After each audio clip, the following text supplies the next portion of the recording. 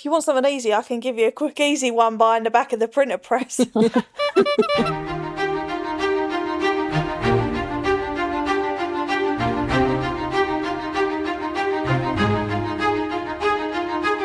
Hello everyone and welcome back to What a Barb, a Polin podcast. I'm Ovs, I have Lecky and Veg. There will be Beans with us at some point. She will be dropping in for key reenactments, so fear not. But for now I have the two of you, both of you looking very autumnal, I must say. How is Veg? How is Alec? How's Alec first? I'm doing well. I had some vacation days recently. Did. So I went to the beach, which was really nice. Walked down by the pier the following day. Lovely. Been going on shorter walks because I still have a sprained ankle, but I've been getting out. I was going to say, you're like that woman lining up for the Queen, aren't you, hobbling around? Oh, yeah. I think it's Miss Hardigan. That's very method of you, babe. You didn't need to go that far in your research of the episode, but I appreciate it nonetheless. Oh, I've been watching a bunch of the Traitors. So I finished Traitors Ireland. I'm caught up on the Celebrity UK one. We just started Traitors Canada. And I just learned there's a new Traitors Norway. So I need to download that. Ooh, I want to watch the Canada one because there's a lot of new rules which sound really good. Yeah, they do have some interesting rules for the Canadian one. And my husband loves the Canadian host because she wears very, like, avant-garde clothing. I don't like it super much, but... Lecky, how's autumn treating you? Sorry, fall. It's okay. We were going to go back to Oak Glen this weekend. I thought you were going to say Oklahoma. No, I'm not going to Oklahoma. I was just pronouncing Oak Glen because sometimes people think I'm saying Oakland and I'm not going to Oakland. Oak Glen. But anyway, I think we might go next weekend. Okay. Potentially. Oh yeah, it looks very autumnal. Very lovely colours. Oh, did you just Google it? I did. Yeah. Veg, how is London in autumn? Oh, lovely. I went to this party yesterday that was me and my girlfriend and all gay men. Wonderful. They're all cool guys. But it was not a costume party for Halloween, bearing in mind it was the 25th. What? Like a week away. Uh-huh. And I was really cross and I tried to get people to dress up with me. My girlfriend was like, I'm not going in a costume. It's not a costume party, which fair. So in the end I compromised, and in the invite he'd made some autumnal harvest related puns. Yeah. So I was like, this is an amazing opportunity to dress up vegetable themed. Yes. Of course. So I have lots of vegetable earrings, stuffed 2 earrings per hole. So I had one of the earrings has 2 vegetables on. So I had 5 different vegetables in my ears and then wore some socks. And I had, those little soft toys that people collect that are shaped like things, what they call Jellycat. A Jellycat, of course. I've been gifted some of them over the years. So I stuffed a couple of them in my pockets. So I was vaguely autumnal themed. Wow. What did your girlfriend think? Because you couldn't get her to wear a costume and then you showed up very... Well, the trouble is the only costume I could throw together was Charlie XCX. Oh. And she's definitely more on the mask side. So it was a hard sell to get her to be Taylor because I wanted to be actually romantic. Yeah, of course. So at that point, it was more like me being like, do not worry, it's fine. I'll just dress vaguely vegetably. Yeah. I'll be the cornucopia. Yeah. Oh, we had a great Halloween party last year. I dressed up for you. Cute. Oh, yeah. I was a pumpkin patch last year, wasn't I? Yeah. Last year, it was my housewarming and Obs came along dressed as a pumpkin patch and it was lovely. Someone came along as, was it Prometheus? Prometheus. Yes. I was a big fan. Wow. He'd created a wound. With his liver getting pecked out. Ah, interesting. Yeah. I had my fortune told. It was great. Yeah. Wasn't the card the death card? How accurate. Yeah. You did get the death card. She's not let me down. I don't know if you want to tell this story, Ovs, but you had an encounter at a cemetery I did. recently, which is kind of Halloween themed. I often have encounters in cemeteries, but I mean, things have not been straightforward for me recently. Right. I've been in Greece for the past 2 months, which is almost aside from everything going wrong. Anyway, so I thought it's been a tough few months. The next few months are also looking pretty tough. I'm going back to England tomorrow, so I was trying to be maybe this is a turning point. Things have been bleak. Maybe this is the point where they get less bleak. And then I was needing to catch a boat yesterday. And it was really early. And as you can tell, got a bit of a cold. Classic our podcast. Got a bit of a cold. I was very discombobulated when I woke up and I was in a rush. So I got dressed in a hurry, ran because I had to get this boat in this village. Had to be there. Was walking through the village, looked down and realised my dress was inside out. like noticeably inside out as well. Whoa. In the middle of the Greek village, there was no cafes open. There's like no public toilets. There was nothing. I had like minutes before I had to run and catch this boat. And I was like, what are my options here? What are my options? Do I get on the boat with a visibly inside out dress and just look ridiculous, knowing there's nowhere to change? Do I try and knock on someone's door? And like, what do I do here? What I did was I went into a churchyard, which was in the middle of the street. So it's not like it was secluded, Veg. Oh my God. It wasn't secluded. I just thought I need Jesus. That's all I need right now. Okay. Did you just... I went into this churchyard and just, I openly stripped. Okay. Veg, I openly stripped in a Greek churchyard. It was a low point in a year that's already been full of low points. And I just sort of accepted it. I would have just got on the boat.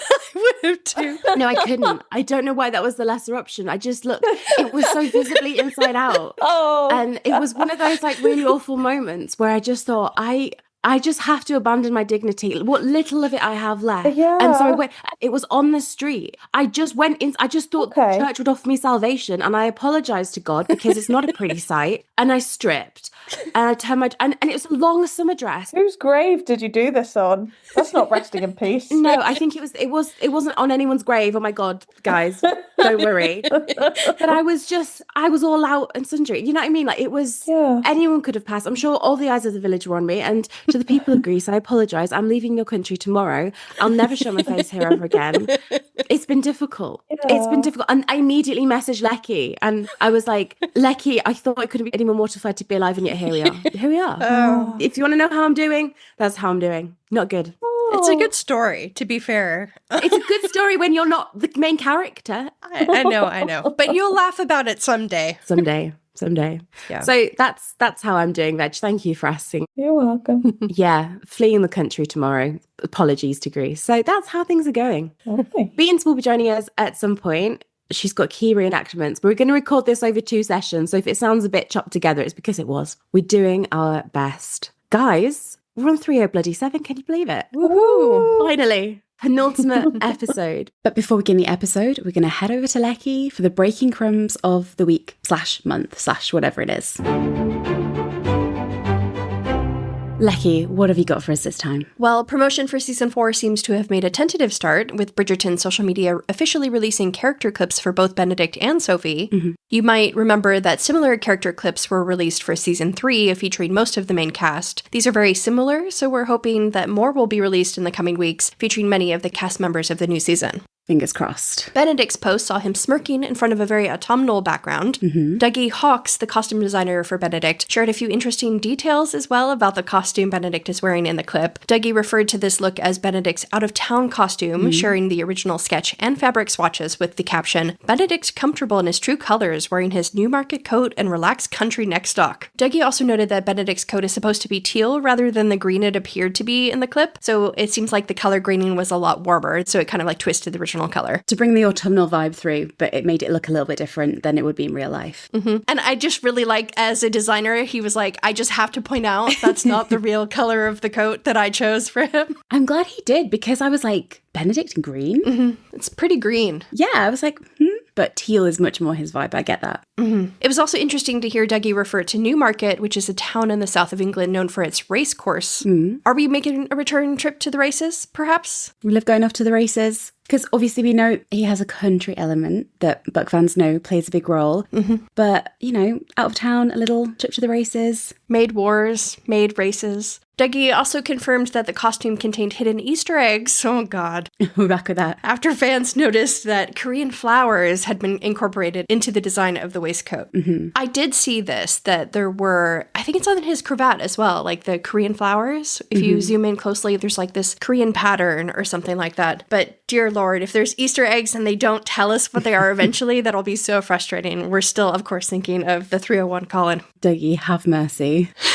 In Sophie's character clip, we can see her standing in front of the same autumnal background, very composed in her maid's outfit. Interestingly, the pattern appears to be tartan-inspired, not the black of the gun residents, and not the purple we know that the Bridgerton servants wear. Because of the color treatment on the clip, it's hard to tell what the true color of this uniform is, but it appears to be a deep red, berry, or possibly even a brown. Honestly, it's just nice to see Sophie in a new outfit after the many, many clips and promo photos we've seen of her in the masquerade outfit. However, If you are missing the masquerade costume, then do not worry. Sophie appears to be wearing the same necklace across her dual identities. Clearly, Ben isn't that interested in jewelry, and so won't make the connection. But back to her maid's outfit, book fans have suspected this uniform may be that of the Cavender residence, although that has not been confirmed. Yeah, now obviously tartan makes you think of Scotland. Yeah. But that wouldn't make sense for it to be a Stirling connection. Is Cavender a Scottish surname? Should we have a quick Google? Do you know what is a Scottish surname, babe? What? Fife. Okay.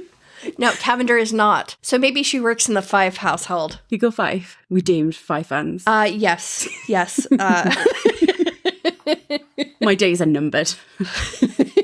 Oh dear. Okay, well, we'll see how that goes. That's cheerful thought, isn't it? But I think we were just really surprised when we saw her in that reddish, and it's definitely tartan or like plaid. Yeah. Like when you zoom in, it's very distinctive. It's very interesting. Yeah. But it's really exciting to see new promo underway, even if it is just a few character profiles being shared. We imagine that a lot more promo will be shared in the coming weeks, so keep an eye out for many more crumbs. The coming weeks are always coming lucky. In fact, speaking of crumbs, there have been some literal crumbs spotted in the form of macarons. Very fitting for Benedict's season, especially after the Macaron Wars in 306. The macarons are part of a collaboration with William Sonoma, but what is most intriguing are the designs printed onto them. If you look closely, you can see one macaron with a tiny man and woman watching a kite in the sky. Remember, kites have been teased for season 4, and I personally have quite a few theories about what they could mean in the show. Elsewhere, the macarons teased a man and woman dancing together in a garden, very akin to the garden scene we've already seen from the Masquerade. And there's also a sighting of shoes, a masquerade mask, and a fan on another macaron, and lastly, a man and woman dancing together in the middle of a ballroom with others dancing around them. They've given us so many glimpses into season 4 in these little scenes on cookies. I don't really understand. We're at the staring at food for crumbs part of promo. It's like tradition, isn't it? You know, we had the biscuits last year. We've got the macarons this year. We had the tea also. Remember the new Colin in the tea? I think there's been some more tea actually with Penelope. Nothing groundbreaking, just a couple more masquerade shots, but I just really love that the first sighting of the kite was on a macaron. I think if you look really closely, I think it's the woman who's holding the kite. I thought it maybe had something to do with her mother, so that's interesting. But we can assume these are all Benefi scenes, so it's really exciting to see little hints of upcoming moments from season 4, even if they are in the form of egg whites and sugar. We take whatever we can around here. The one thing I will say about the macarons is the one of them dancing together when there's lots of people around. I wonder when that's from, because it doesn't look like they dance together in Masquerade. I wonder if it's a reference to like their wedding in 408, sorry. This is what I was thinking, like when she's been accepted into society. And it seemed like some of the locations that they were shooting at would have like really great outdoor moments. And also if they have a really sweet outdoor kite scene, maybe they'll end the season 4 with like Mary Poppins, let's go fly a kite-esque outdoor montage. I don't know. Very cute. Anyway, Shonda Rhimes also offered a little tease of season 4, sharing recently that she's seen a final cut of all of the episodes, and she also said that season 4 was the first time she's cried in the editing room while working on the show, which means someone dies, or maybe many someones die, for sure. Multiple deaths reported. Be worried. Yes. While we wait for more season 4 news to drop, there have actually been a small flurry of season 5 crumbs as well. Can't keep up. In an interview with SiriusXM, Shonda Rhimes said, I just finished editing season 4. It'll come out on January 29th. I'm working with our editors on that. And then season 5, the writers were in the writer's room working on that. So I know what season 5 is all about from beginning to end. Feel free to share. Yes. When asked more about season 5, Shonda couldn't share the name of the leads, but she did tease an upcoming love story, saying, I will say this, it's a really sexy season 5. But then again, I say that about season 4. But they're just sexy in different ways, and I think that's what's great. Anyone up for a greenhouse? In the last bit of season 5 news, it is also expected that filming will begin in the UK in March of 2026. That's interesting, isn't it? That fits the timeline of they like to give like a month of promo when the season ends before they change gears and announce the next season. That happened with season 3. So imagine like January is part 1, February is part 2, February to March you like let be like the post-Benofi sort of bliss. And then just after filming starts, Right back at it with an announcement. Do you know what else March is, babe? Springtime, flowers, plants, green. For once, they would be starting filming early, so they don't have to be out there with the hair dryers melting the snow, and they could take advantage of flowers and greenery. For season 4, they started in September, and we know they're going for an autumnal vibe. So, make the most of springtime. Don't let it stop you. Yep. And in our favorite crumb segment, it's time for Jonathan Bailey news. Of course. People magazine recently crowned Johnny as the sexiest man alive 2025. 1995, a title we all heartily endorse, of course. And you can catch Johnny in Wicked for Good, which is out now. You're going to see it right after this, babe. Yes, and you've already seen it. Thumbs up, thumbs down? I think that's a spoiler. A thumb was involved. A thumb was present. I feel like the emperor in Rome, like I can't decide. I don't want to tell you where it's going. All right. Also starring in the movie is Johnny's Bridgerton co-star, Jack the Horse. So congratulations to them both for their wonderful work. Very moving performance from Jack. You'll cry. Oh, good. I feel like he always cries. That's not a spoiler. I've also been up since 6 a.m. I've experienced enough turmoil today that the waterworks will probably turn on. Ollie Higginson recently spoke to Nyota magazine, talking about his various creative pursuits, including his original music and upcoming EP. Ollie also offered up a few season 4 crumbs to let us know that what we can expect from Footman John. He said, "We are going to see Footman John in his natural habitat. His world is being revealed in this new season, and we're going to see how he carries himself in different ways when off-duty downstairs compared to on-duty upstairs. He's the same adventurous, flirtatious, fun-loving footman we've come to know, but we're beginning to peel back the layers. Like an onion. We see more than ever how much he simply adores being a part of the Bridgerton house. It's an incredible place to work with the most wonderful family, and John relishes that more than anybody. We've always been huge fans of Footman John, and so we can't wait to see what's in store for him." How adorable does that sound like? I know. I was listening to him describe Footman John's personality, and I was like, yes, I want to see more of Footman John's personality and what he's like off duty and how he kind of maybe makes fun of the Bridgertons, but really loves them too. He feels part of the family. Mm-hmm. Sadly, that's all the crumbs we have time for this episode, but it feels like promo for season 4 is just on the horizon. That's threatening. Who knows when something new will be dropping? More threatening. Of course, it's only a month until Christmas, so maybe there is even a trailer waiting underneath the tree for us all. Well, Lecky, didn't you pick out your Christmas tree today? I did. I just got back from the Christmas tree farm. Well, I can confirm, excellent tree. Sir Philip would approve. Yeah, it's a good one. Maybe not of you chopping it down. I'm going to do my best to keep it alive until probably after New Year. That's all we can do. Yeah. Mm-hmm. And then it'll go to the forest in the sky. But you are going to see Wicked, so go enjoy. Yes. Let me know all about it. Listeners, she won't be telling you all about it. In fact, the next 2 or 3, 4 hours of your life will be with us, a different version of us, talking about planned entrapments and what else is in store. Very sad rainbow fish. Thumbs up, thumbs down. You let us know what you think after the episode. Episode 7, thumbs up, thumbs down. Have fun. Thank you, Lecky. Today, we've reached the penultimate episode of season 3. We've finally made it to season 3, episode 7, Joining of Hands. The episode was written by Geeta Kulazade and also marks the first episode of season 3, which is directed by Bridgerton veteran and executive producer Tom Verica. He's back in the house. Tom has been a prolific director on Bridgerton, taking the reins on such delights as Shock and Delight, The Art of the Swoon, both from season 1, and An Unthinkable Fate and The Choice for season 2, as well as directing the entirety of Queen Charlotte. He's no stranger to directing a Bridgerton wedding, and we do also know that Tom will be returning to Bridgerton to open up with the first episodes of season 4. I think he's doing 1 and 2, so kicking things off for us. A Masquerade by Tom Verica. It'll be a spectacle. We've seen most of it already at this point, haven't we? Let's not lie. Yeah. So great job, Tom. Yeah. Great job. Looking forward to seeing more of it. Yeah. Someone, guys, by the time you'll hear this, it's not quite Halloween for us yet, but people are theorizing that for Halloween, they're going to drop some more Masquerade content. And I'm like, I like that idea. But I've seen the Masquerade now, you know? Mm-hmm. Unless you're going to, do you know what would kill though? If they did like a Halloween thing for each character. So we saw everyone's Masquerade outfit. Oh, and finally reveal Colin's. That would be cool. I would be up for that. Guys, you'll be listening in sometime in November, so I'm assuming that didn't happen, but wasn't it a beautiful idea that we had? I'm assuming you've been disappointed. Yeah, sorry to disappoint. So before we begin our deep dive into 307, let's talk about it as a whole. We asked our listeners over on Patreon to share their thoughts, and much like with 306 actually, this episode is a pretty divisive one. So our listener G said, I think for me, this is exactly the great type of angst that I adore in any story. 306 was really suffocating with the lies and the secrets between them, and 307 feels so refreshing with everything being out in the open.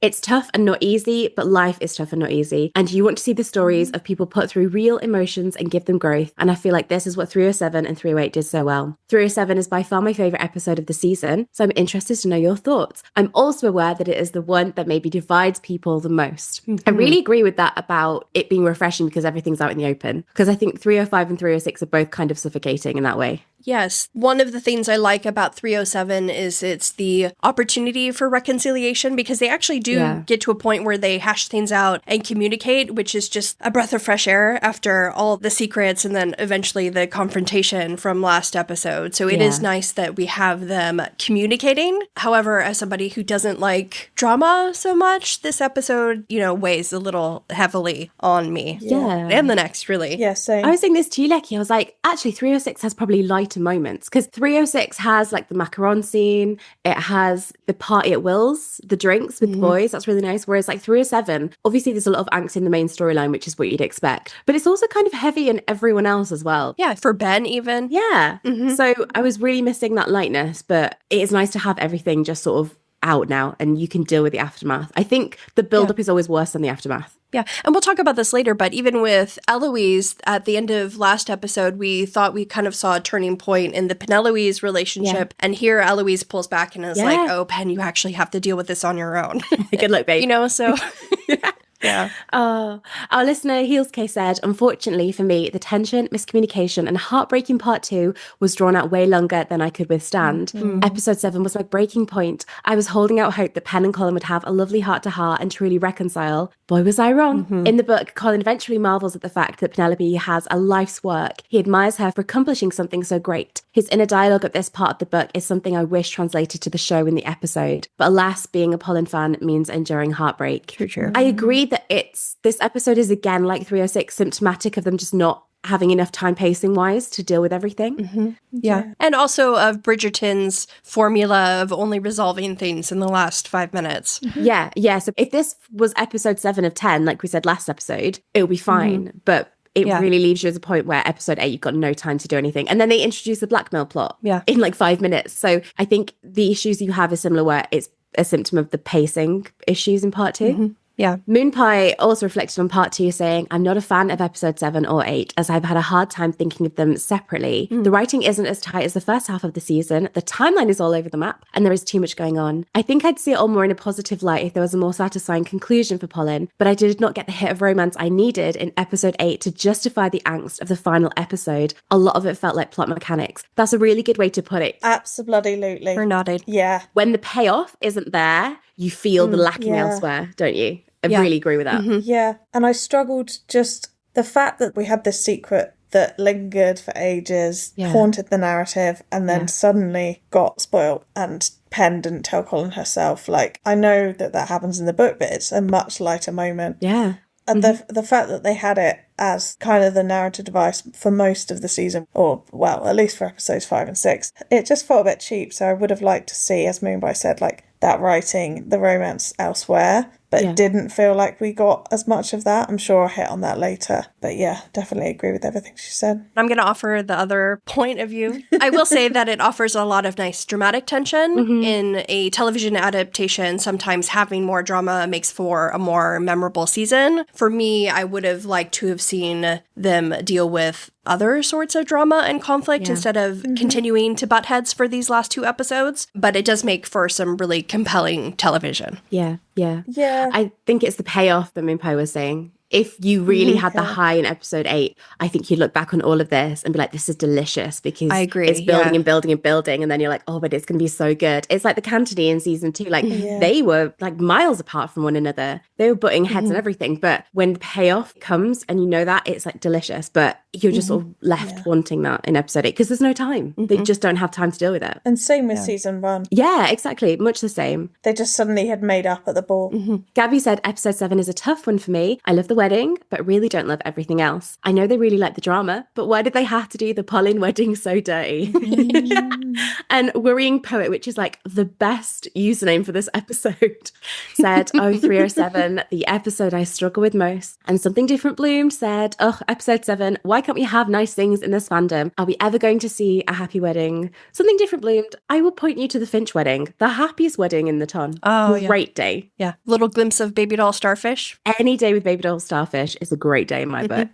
So a bit of a mixed bag, and I think that's really reflective of the fandom perception on a whole. What are your guys' first impressions? Have they changed that much in the intervening year? The first time I watched this, I I think I discussed this later on, but like I feel like my face is like scrunched up from like the beginning of the episode, and it like softens slightly throughout, but it's just like so much drama. And then upon rewatching it, I did get into it a little more. I did enjoy it a little more than perhaps the first time. But again, I'm not a drama person. Well, I think you are a drama person, but I think it's maybe this particular type of drama. Maybe it's not that you couldn't see Polin up against something or quarreling. It's like the way it was done probably is a better way. Yeah, and I think it's frustrating for me because later in the episode, it teases you into thinking like, oh, they've resolved this. They're going to get married. They're going to work on this together moving forward. And then that's yanked away from you at the last minute. Get set back again. Yeah, so that's a bit frustrating. Veg, any thoughts before we jump in? Kind of said it all. I mean, we're gonna get into it in the next few hours, babe. You've got plenty of opportunity. Yeah,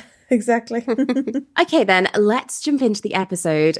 I mean, what a cliffhanger we left on. Colin finally followed Pen and found out her true identity. She is Lady Whistledown. What's going to happen? Lady Veg, take it away. We open the episode on a most distressing scene, with Colin confronting his fiancée, the celebrated Lady Whistledown. While he now knows the truth, the Queen does not, and remains unconvinced by Cressida's claim, especially after a dodgy issue and a retort from the true Lady W. Colin and Pen steam during wedding planning. Colin says some unforgivable things. Some might say. And the two head off on modest hen, stag, bachelorette parties. They manage to get past their anger, to share a sneaky snog and fumble in the street. I ask you, the propriety of the ton is hanging by a thread, and it's all because of these two.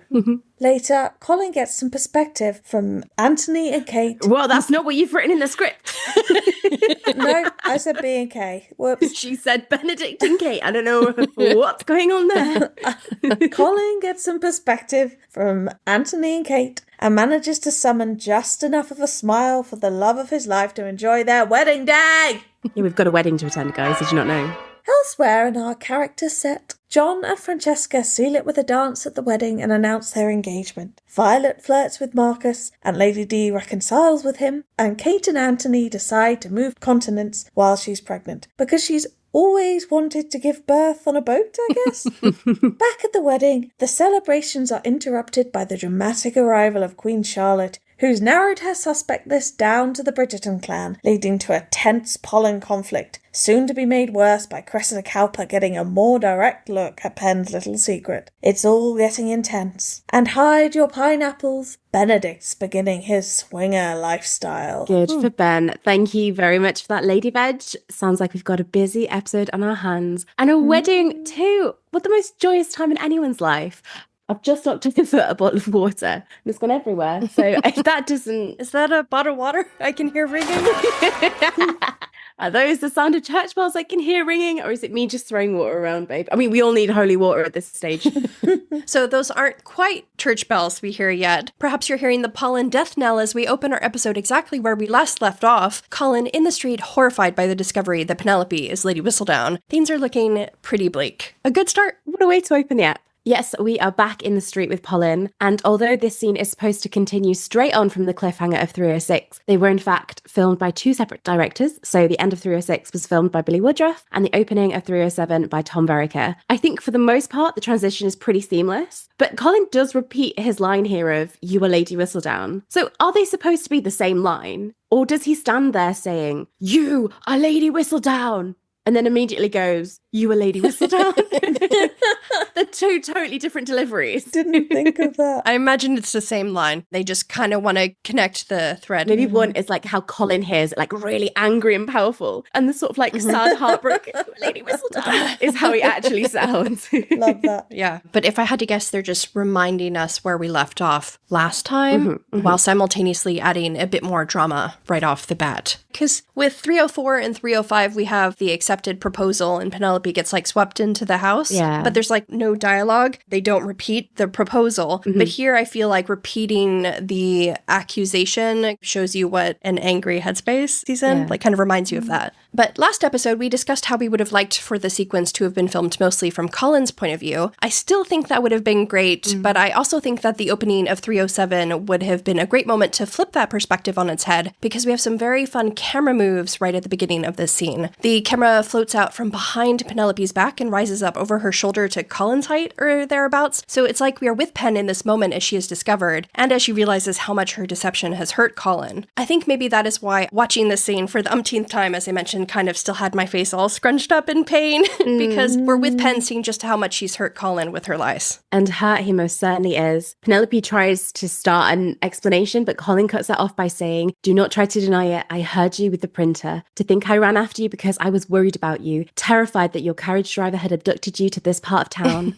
When in truth, why are you laughing already? It's dramatic. It's very serious, like he's got his serious voice on. She could have been kidnapped. Been napped. When in truth, it was you who knew exactly what you were doing because it was you who printed tonight. Pen, she tries to interject that it wasn't her who printed that night. Maybe not the time to dangle on technicalities there, Pen. Yeah. But Colin isn't having any of it. Pen might not have handed out the dodgy fake Whistledowns earlier this evening, but this time she's been caught ink-handed right in front of the printers. After all, as Colin challenges, but every other one, to which she's got no reply. And he says, "Is it not you who's been Lady Whistledown all along?" And Penelope, silenced by Colin's outburst, nods sadly in confirmation as a tear falls down her scrunched up face, kind of like mine, watching this scene. This is such a deeply painful moment for both of them, and it's just awful to watch. It's the moment Penelope has always dreaded, and it's probably just as bad as she always imagined, too. Colin is so angry that she doesn't have the chance to really explain herself, so she has to stand there and take his outburst. And although Colin is furious with her, you can see the hurt that is guiding all his actions. Tears are welling in his eyes as he confronts her, and it's only going to get a lot worse for them both. A grim way to open the episode. And these two are supposed to get married in less than 50 minutes, so... But for those like me who have some difficulty getting through the drama at times, I'm going to point out as many positive, happy thoughts as I can over the next 2 episodes. That's ambitious of you, babe. So if you want to take a break from the trauma of watching Colin weep next time you're watching this episode, then A, take a look at Colin's hands as he's gesturing about the truth, because is he re-wearing his pirate gloves here? Yes, I fully endorse the gloves. Best part of the scene. Oh, it's delicious. The whole costuming situation here. An angry man in gloves with a swoopy coat. Yep, sign me up. Also, think about the poor footman in the background overhearing this conversation. Basically a living embodiment of the side eye emoji, in my opinion. And if you look closely, right after Colin says, "It was you who printed tonight," the footman in the background points away from Polin, kind of gesturing down the alley. Basically, he's like, "Oh, look at that wobbly brick on the wall." And I can only imagine he's like telling his buddy that maybe they should give Polin some space. Oh my God, because there is nothing worse than being around a couple who are in the middle of a public argument. Oh my God. Have you ever been there? And it sounds like a great theory, like, oh my God, all the drama, I want to see it. But when you're actually there, or if it's like your friends who are arguing, you're like... Yeah, it's when you're at your friend's house for tea as a child. That's what it is. You're like, I cannot believe this. I have to look anywhere else. Also... let's just hope that the Bridgerton footmen are good with secrets, because there's no way they didn't hear one of the 2 times he shouted out, "You are Lady Whistledown," into the street. I assume Colin's pockets left that carriage a lot lighter after paying them yet another bribe. Make no wonder that man needs to marry into money. Also, on a more lighthearted note... Can't believe you're trying to find a lighthearted note in this scene, but carry on. Good luck. I've found several so far, so don't come for me. Don't come for Lady Danbury's cane. Don't come for me either. It's the bleak humour, isn't it? I also do love the hilarity of drama queen Colin. I was laughing at this earlier, thinking that Pen had been abducted by her carriage driver. Though I guess this could go down a more depressing path if you consider that Colin might have come up with this wild story just to rationalize why Pen would have left the ball in the first place and why she was headed into this part of town. It's possible that he just put this together because he didn't want to accept the truth until he was really absolutely forced to. Yeah, I agree with you there. I think it really attests to the state of denial that he's been in for weeks at this point, while knowing deep down that something was really wrong. Yeah. He didn't really follow Pen because he was worried she was being abducted. He followed her because he knew there was something. Yeah, like how many abductions are there in Mayfair? By your own carriage drivers. Yeah. But this is something he's been internalizing and taking the blame for since their engagement. And it reminds me a lot of the book version of this scene where we're inside Colin's carriage as he's following Penelope, and you have a million thoughts running through his head about where she might be heading. And he starts to get steadily angrier and angrier as he realizes that she's heading into the bad part of town. And it's another reason why, as you say, Lecky, I wish we'd seen this scene from Colin's perspective. Yeah. And we'd been with him during the lead up to the scene, because I would have loved Colin to go through all of those emotions to start with, and also see that transition from deep denial to a moment that you can't deny, really, like to the realization of what's in front of you. And I would have loved to have seen him get out of his carriage, watch Pen approach the printers, and have that realization before he had to confront her. And it also reminds me of this part of the book where he doesn't immediately confront her, and it shows that cunning in his character. It says Colin held still, waiting to see what Penelope was up to, even though every fibre of his being was screaming to leap out of the carriage and tackle her right there on the pavement. Call it intuition, call it madness, but somehow he knew if he accosted Penelope right away, he would never learn of her true purpose here near Fleet Street. And although this situation is very different from the book, I do think he has that intuition or madness, as Book Colin would describe it, that made him get in that carriage and follow her and wait until the last moment. Not just sort of get out and be like, what are you doing here? Wait to see what she was up to.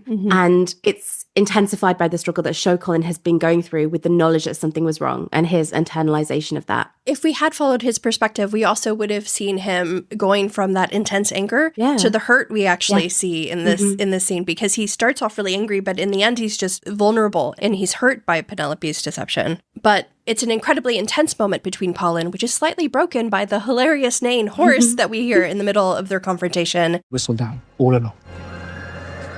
You can take this as foreshadowing for the Modise scene later this episode. Lord Basilio's dead horse really will not let these two argue in peace, or do anything else in peace, really. But now we have to turn back to Colin, and the floodgates have well and truly opened. Tears stream down Colin's face as he says, "All of the lies you have told me, all of the things you have written about me and my family." Penelope tries to cut in again, pleading with him, but he continues, saying, "I knew something was wrong. Stupidly, I blamed myself as if I was undeserving of your love, but you are the one that is at fault. I will never forgive you."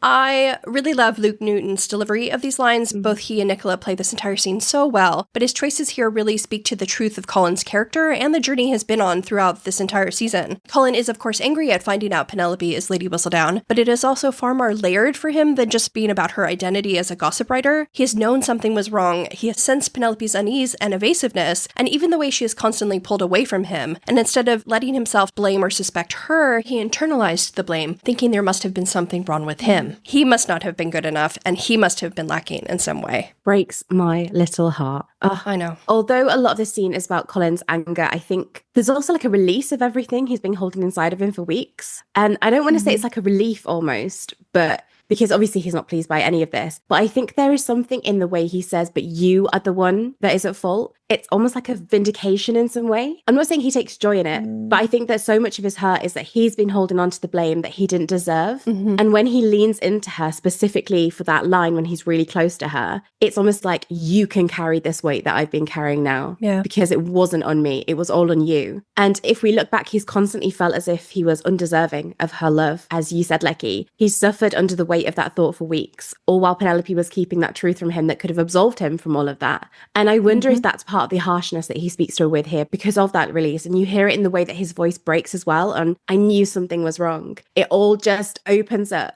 I know, it's so painful. Do you know when we were saying earlier that it's kind of a release in this episode? It's awful and it gets everything out, but at least everyone knows. Yeah. And at least all the cards are finally on the table. It's all bared, yeah. And I also want to touch on the line, all of the lies you have told me. Yeah. Firstly, the way that Luke delivers that line is perfection. The way Colin really struggles to make it through that sentence, the tears that fall in between his words, you're like, Yeah. oh, you feel it on such a visceral level. Oh, heart-wrenching. Yeah, absolutely. But I think it's really important to try to understand what Colin means by lies. So I don't think it's just her concealed identity and her writing and obvious lies that she's told him, like, oh, I'm writing letters. And it's like, well, you obviously weren't. You were lying about that. But I think for Colin in this moment, if his idea of Penelope is not real, then has any of it been real? Is their friendship real? Is their love real? Yeah. Did she lie when she said she loved him, that she wanted to spend her life with him? Did she lie about his writing being good? Yeah. Him being worthy of her love? Like every single thing they have together, because this is a lie that destabilizes his complete sense of reality. So if this one thing is a lie, everything else must be. And so all of those moments when she's helped him feel seen and valued and loved and needed,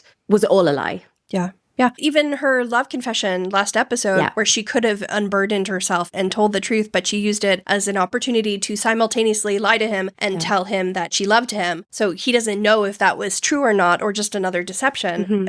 Yeah, because when you find out that someone has lied to you about such a fundamental thing, you look back on every single interaction you've ever had, even in the moments where they were telling the truth 100 times over. Yeah. But you're just so colored by this new idea that you have that just destabilizes everything, that you can understand how he gets so swept up and where this pain is coming from for him. And as he leans in to tell her that she's the one at fault, he whispers the final killer blow: "I will never forgive you." This, of course, is a direct callback to what he told Eloise in episode 301 after he read Whistledown's harsh assessment of his new persona. "I do not care what Whistledown writes about me, but ruining Miss Thompson, I mean, Lady Crane, and then nearly ruining you last season, I will never forgive her." Well, at least he's a man of his word. You were looking for positives. There you go. Consistency is an admirable trait in a man. And let's not forget, he told Elle that if he ever found out who Whistledown was, he would make sure her life was ruined. And he's ruined Pen, so job done. Take it off your list. And as Colin turns and walks away from her, Penelope closes her eyes in pain and, obs, it's time for your favorite subtitles, breathes shakily. Love to see it. I have to give props to the costume team for the way that Colin's coat swishes as he's stalking away from Pen. This is a scene that needed a dramatic exit, and the coat definitely delivers. As Colin is stalking away, by the way, the same footman I mentioned earlier jerks his head slightly to the right as if he's trying to see what is happening, while also trying not to appear as if he's eavesdropping on the conversation. I have to imagine that he is also appreciating the swishy coat. I bet Colin appreciates a swishy coat as well. Do you know, like when you have like a real mic drop moment and you walk away and like your ponytail swinging and you're like, absolutely, you just killed that. Yeah. And I have to tip my hat to the dramatic mist that helps give Colin an even more dramatic silhouette as he stomps and glides away. The lighting team did such a great job here. I love the setup at the end of the sequence, like the way he's framed with all the posters on the wall and the blue colouring, and then Pen is left completely alone. When the camera pulls back to show us that she's there, we see that her footmen and her carriage are right there with her. So she's going to get home safe. I wonder how much they get paid to keep her secret. The footmen? They've been in it for years at this point, yeah. Yeah, I don't know. Speaking of the lighting, though, real quick, I really love the shadows on their faces during their argument here. It's also really beautiful. Oh, it's so good. But there we have it, the Whistledown reveal at long, long last. I cannot tell you how much time the fandom spent thinking about what this scene would look like in season 3, imagining it, reimagining it, going through all the theories. Lecky, I know that you, for one, I'd always hoped that Colin would get to hear Penelope's Irish maid accent firsthand, up close and personal. How did that one work out for you? Not just the accent, I wanted him to see the Irish maid get up, so that didn't happen either. So yeah, this didn't really go as I'd envisioned. I didn't realize we were on the hurt train. He wasn't impressed with the Irish accent. Your beloved fan art moment of Irish maid Pen and Colin did not see the light of day, did it? Oh, Beautiful, beautiful, beautiful. I'll try to link to it. As many of you know, the Whistledown reveal is pretty different from how it plays out in Romancing Mr. Bridgerton. For a start, it's completely divorced from the carriage scene in the show, so those two take place completely different times. Book readers, you know that the original book Discovery ended up with Colin forcing Penelope into his carriage, where they argued about Whistledown and then hooked up for the rest of the ride home, which led to an impulsive engagement. Much different tonally. We've been there, done that. But divorcing the reveal from the carriage allows the reveal to be played with a much darker tone, so there's a lot more anger and hurt on both sides. Do you think that this change works for the show? I suppose the other main difference really is that they're finding out at such different times and such different relationship statuses. Book Colin is finding out when that he's not even with Pen. Yeah. He has no sort of claim to her secret. She's not been in a relationship keeping something from him. Whereas in the show, like, it happens a couple of days out from their wedding. It's crunch time. Yeah, the banns have been read. They've been together. She's been lying to him. So they read totally different. And there's no way that they could have had a light-hearted carriage scene after this. What do you guys think? Do you like the way it's divorced? Would you have liked to seen it a little bit more of the purer carriage reveal scene? Yeah, I was thinking about it on my run today. It's just really hard to say. And I just think whatever happens, I would have just wanted it earlier. Yes. Pre-wedding, which we've already done to death. But I've been happy for it to not be as divorced. I think that would have worked fine. I think I would have been okay with the scene still being divorced. But again, yeah, maybe this happening earlier in part 2, more time for resolution. I think the carriage scene ended up being really perfect. And I wouldn't change the carriage scene at all, I don't think. Yes. Yeah, agree. I'm happy for them to be independent, but maybe the timeline of when he finds out should have been different. Shifting. Mm-hmm. And this brings us to Colin's reaction. Of course, he's pretty pissed off, he's pretty hurt, he's pretty upset. I remember that before the season came out, fans just had this idea that like he was going to be upset, obviously, but he wouldn't be so extreme. He wouldn't be this upset. And this is what we firmly believed up until February of 2024. Until Luke Newton. Yeah, when, oh my God, the drama it caused. Luke Newton spoke to RTE in February 2024, and he was asked how would Colin take the news that Penn was Whistledown. And Luke said he would react the worst out of everyone in the ton. Listeners, if you were not there at the time, the meltdown this caused. Spiraling. The panic, the despair, the screaming in the streets, the clawing on the walls. My word, we did our best to rationalize what Luke said. We made an emergency episode called Water Sensitive Boy. We've got on the thing and we're like, no, it's fine. 100% down the wrong path. You can go and listen to it. Have I listened to it? No. No, I won't ever. I've never listened to it again, but you can at leisure. I think it was me and Beans, or was it me and you? Like, I can't remember. It was us, I think. And we were both like, oh no. No, it's fine. He's just protective. Yeah. He just means it because he just cares about us so much. He'll calm down. Listeners, he did not. We were there with a cup of tea and a very sad boy in episode 8. So please go listen to that. But to be fair, Luke warned us correctly. He did, in fact, react the worst out of everyone in the ton. We just completely ignored what he said. We were like, hello, the actor who has portrayed this character Yes. got on the mic, gone on record. He was overreacting slightly. And said he will react. And we said, no, that's not going to happen. This man literally acted the scene. He would know. Sorry, Luke. But Lecky, does the script give us any more insights into what is a pretty stressful scene? Not particularly. The opening scene description simply says that Penn stands before a shocked and angry Colin, her cover officially blown. The dialogue then plays out as it does in the show, and when Colin asks if she's been Whistledown all along, Penn sinks, unable to deny it. She just nods. Colin shakes his head in disbelief. Interestingly, there is a slight difference in Colin's next lines. Originally, Colin said, "The lies you have told me," with emphasis on lies, and "the things you have written," again with emphasis on written. Whereas in the final scene, Colin instead says, "All of the lies you have told me, all of the things you have written." So slight adjustments there in his delivery. After he delivered those lines, the scene description then read, "And he walks back into the night, off Penn as tears form, alone in the dark London street." With her footmen and carriage. Yes. Her abductors, if you will. So not tons of directions for exactly how the scene were played, which I think leaves a lot for the director and actors to work with, I suppose. But there was no mention of Colin crying during the scene, was there, Lecky? No, there wasn't. And this is actually really interesting because in an interview with InStyle before season 3 came out, Luke was asked, "When was the last time you cried?" To which he replied, "I think it was during season 3. There's a particular scene and I'm supposed to be really angry. I think I was really overwhelmed and tired. It was a really important scene in the show and I was supposed to just be angry and shouting. I just got so emotional and tears just started flowing. We got the scene and then the director ran up to me and said, 'Can we get that again?' I said, 'Yeah, I don't think this is going to stop,' meaning his tears. So we did it like 3 times. I'm yet to find out if that made the final edit. I'm excited to see which version they use." Luke expanded more on this when he later spoke to E! News. He said, "I remember that day we shot it in so many different ways. Initially, it was meant to be quite harsh and angry, and then with the history of these roles that we kind of sat in for all these years, it just felt really emotional, and I remember just bawling my eyes out." Interestingly, he also told E! News, "I didn't know that the reveal was going to come this season at all. When I read that it was, I knew that it was the thing that would crush him the most. Out of anyone in the whole world of Bridgerton, he is the one that will be the most hurt by this." Again, talking about the filming of the scene. So that's fascinating because it sounds like Colin was originally supposed to be a lot angrier in this scene. Angry, yeah. Or at least anger was going to be the prime force of his outburst. We just touched on the scene description. The only insight that he got into his character in this scene is that he's shocked and angry. Yeah, but when it came to the performance, Luke couldn't help but cry when delivering Colin's lines, when he inhabited that moment as the character. Yeah. Funnily enough, Luke didn't even know they would go with this scene or not. We obviously know that they did choose to go that. So they had the harsh scene where he was anger driven, and they had these soft, vulnerable, heartbroken scenes where he is driven so much by his emotion. How do you think this impacted the reveal? Are you glad that we have this take with Colin so more emotional and crying openly? Does it feel more truthful to the story? Yes. Yeah, It feels like Colin. it does. And when he's angrier and colder later in the season, like in this episode and next episode. We've got plenty of that, guys, if you're in the market for that.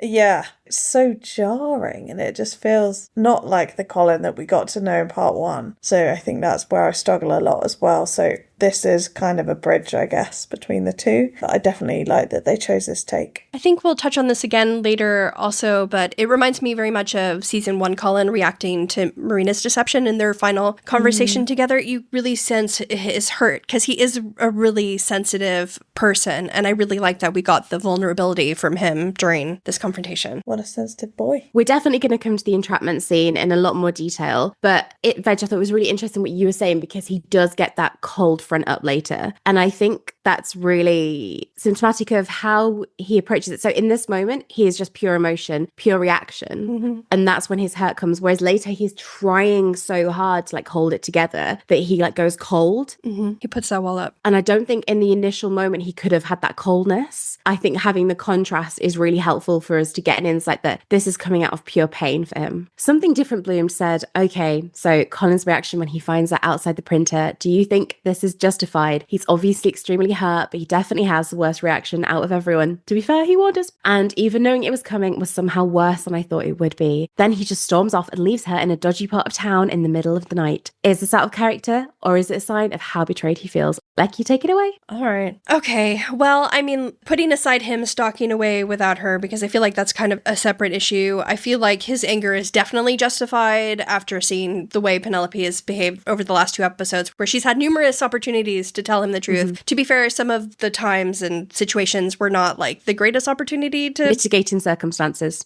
Right. Porsches over her shoulder, etc., etc. But she has kept the secret far longer than she should have. And the fact that she misled him, especially in the church, to believe that, oh no, the only thing that I really have to say in this moment is that I've loved you basically all my life. Oof, his anger is definitely justified. But you can talk about him leaving her there and whether or not it's out of character for him or not. Yeah, him leaving her there, it is out of character, I would say, because, you know, safety first. He's a safety conscious kind of guy. I think if you're that angry though, in that moment, I really think he sees Whistledown. He echoes those words that he said in 301, I will never forgive you. He's like speaking to the Whistledown part of her. And I don't know that he's able to reconcile those two people yet. I don't think he reconciles that Penelope and Whistledown are the same person until 308 in like a healthy way. He no longer recognizes the person he's known all of his life. That idea that he had of her has gone. So he's not seeing Penelope, his friend, his love, who he is sworn to protect all of his life. He is seeing the woman who has caused him harm. The scribe, the liar. Yeah, the liar, the person who wrote really mean things about him in 301 and hurt his feelings and has attacked his family. You know, he just sees this person that he doesn't recognize and he's like, get your own way home, babe. Also, we wouldn't have such a swishy coat moment, would we? And I think ultimately we have to prioritize the swishy coat. That's what I was going to say. I'm kind of okay with it for the coat. Yeah.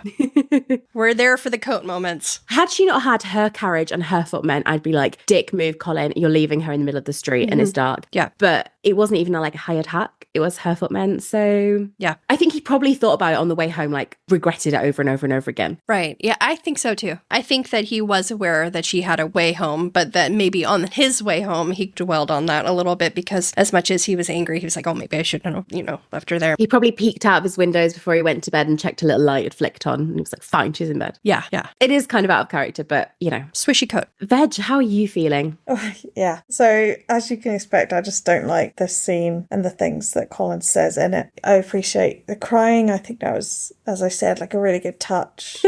I appreciate the crying. Yeah, always love a tear. But now we're through this. This is the point at which we take the turn into cold Colin. And I'm now firmly a Colin constructive critic. Okay, fair enough. So, yeah, I know he's upset that the script just seems designed to stab Pen emotionally. Yeah. And also this is a kind of continuation of Colin. Like, sure, he liked his family, but it didn't seem like he cared that much about his family prior to the stuff that he said about. Hang on, I think we need a slight differentiation. He cares about his family, obviously. I think you mean the way every time he's upset about Whistledown, instead of just saying, you really hurt my feelings, he's like, the things you've done to my family, instead of like, why'd you lie to me? Yeah. He always brings up Eloise. And like, it sounds silly, but yeah, he loves his family. and he's a great family boy, and the Bridgertons have such an amazing family. That's wonderful. But like, that's never seemed like it was a massive fixation for Colin. Not enough for that to be a driving force here. And then it just suddenly is being brought up all the time, and it's a major plot point in this episode. And it's like, do you care that much about your family?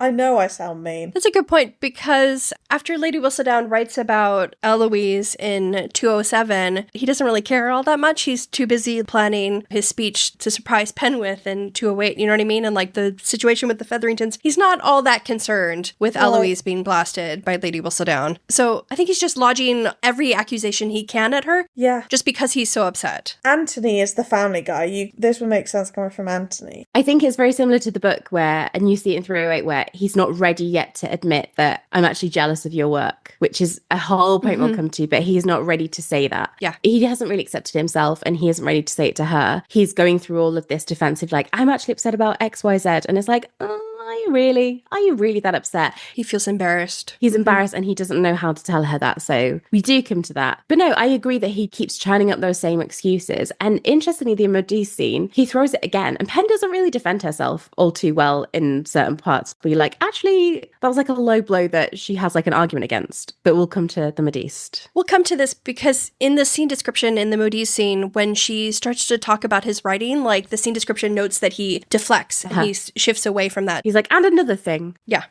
I agree with both of you. I have a lot of sympathy for Colin in this scene, though, because have you ever been so betrayed and blindsided that like you feel the world completely pull out of you and you have no sense of like which way's up, which way's down? And I think with Colin specifically, so much of his sense of self and his confidence has been built and shaped and held up by his relationship with Penelope. You know, you see that even in season 2, for example. So the destabilization of who Penelope isn't just about her, it's about how he thinks of himself. You know, if she isn't real, is anything? If she's lied about her identity, what else is there? All of these things that have just been completely flipped on their head. And with him there, that you feel that sickening swoop. I wish we'd seen that sickening swoop for him. That's why I wish we'd been in the carriage with the realization. Because she makes him feel seen. Yeah. And I feel like realizing that Penelope was lying to him all along, it makes him question their entire relationship and whether his view of himself is the same. But it's like the smallest man who ever lived when she's like, were you a sleeper cell spy? Were you writing a book about me?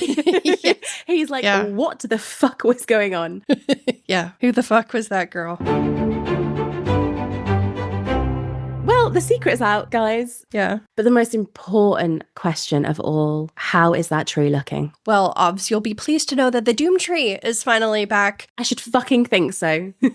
The wind whipping and the branches creaking, as the subtitles say. Dark times are, of course, ahead. Very well placed, Doom Tree, thank you. But there's no rest for the wicked as we open up to a new day in London town. Paper boys run through the streets, gossip sheets in arms, shouting, "Get your whistle down." Lucky, these are your street urchins, aren't they? From Crumbs. Yep, There was a tweet from a guy who saw the street urchins filming and running around, and he said, "A friend just messaged me that he has seen suspicious urchins outside his window, and I was going to give him a lesson on classism, but actually they are filming Bridgerton outside his house, and in fairness, those barons are looking like they want to instigate a plot point." And here we have it. Look at them instigating a plot point.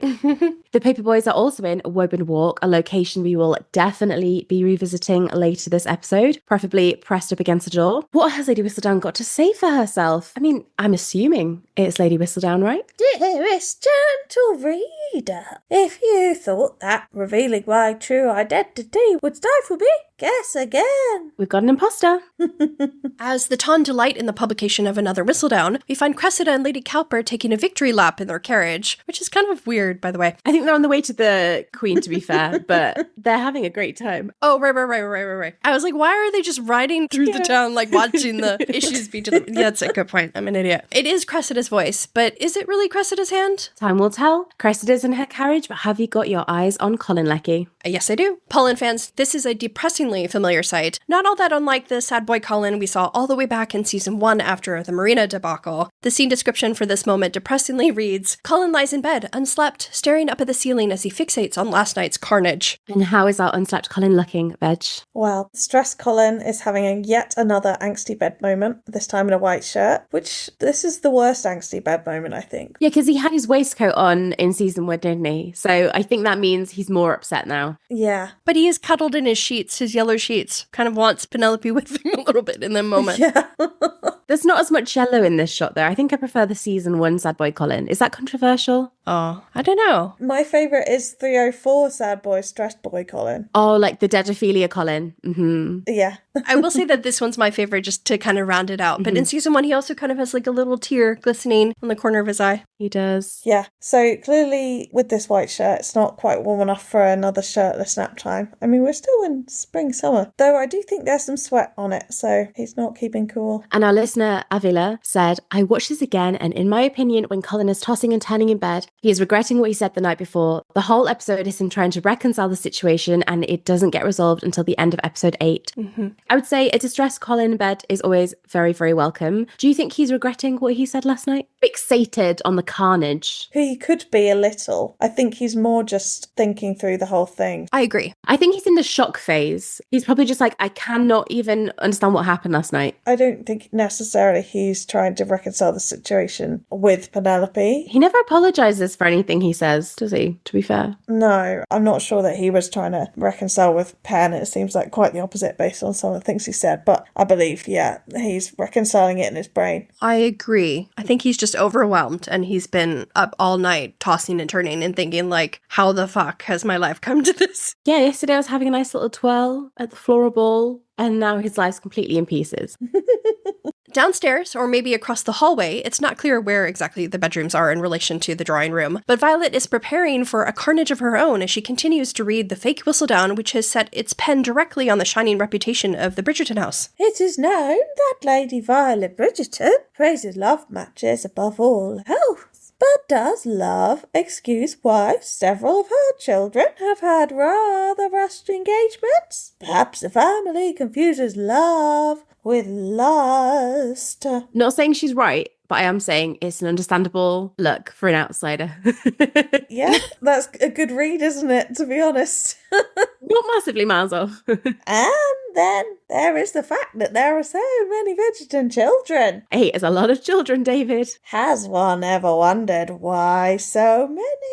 This author certainly has. Perhaps because a few of them may be of dubious parentage. Oh. I know for a fact that the Bridgerton casting director did not pull all that work into making sure the siblings looked exactly like Edmund, just to have someone come in and accuse Violet of sleeping around. I mean, if they look different, fair enough, but it's like a copy and paste onto their children. So you're in the clear, Vi, but how is she taking the news? Violet is absolutely horrified. The Ton are intrigued, and there's a funny moment between Cho and Emma where the two are reading the issue. At the suggestion of the rushed engagements, Cho shakes his head and looks away in disbelief, so at least someone is on the Bridgerton side. As Violet is busy reading the lies, Mrs. Wilson announces that Whistledown is here. No, not the one you're reading, Violet. Another Whistledown. Violet grabs it from Gregory, holds it side by side against the issue she's been reading, and exclaims, oh, thank goodness, in relief. This is the real Whistledown. I think Violet's relief is a really interesting moment because it's another example of how Lady Whistledown isn't used to spread lies. As Lady Whistledown herself says, she cannot tolerate a lie, and Violet, instead of hating the real Lady Whistledown, is grateful to see the real issue. Although not everyone may like what Whistledown does, there is an implicit trust that whatever she writes is the truth. This is also mentioned in a Lady Whistledown issue back in season 1. Yeah, I think on the full cover that you can read, so it's not in the show itself, but if you like pause and look at the full cover of the first issue, Penelope as Lady Whistledown, almost like her manifesto, sets out that she's not there to lie or deceive or to make things up. She's there to be a mirror for society, to tell the truth. So fair play, Pen. And okay, what's this Lady Whistledown got to say, Veg?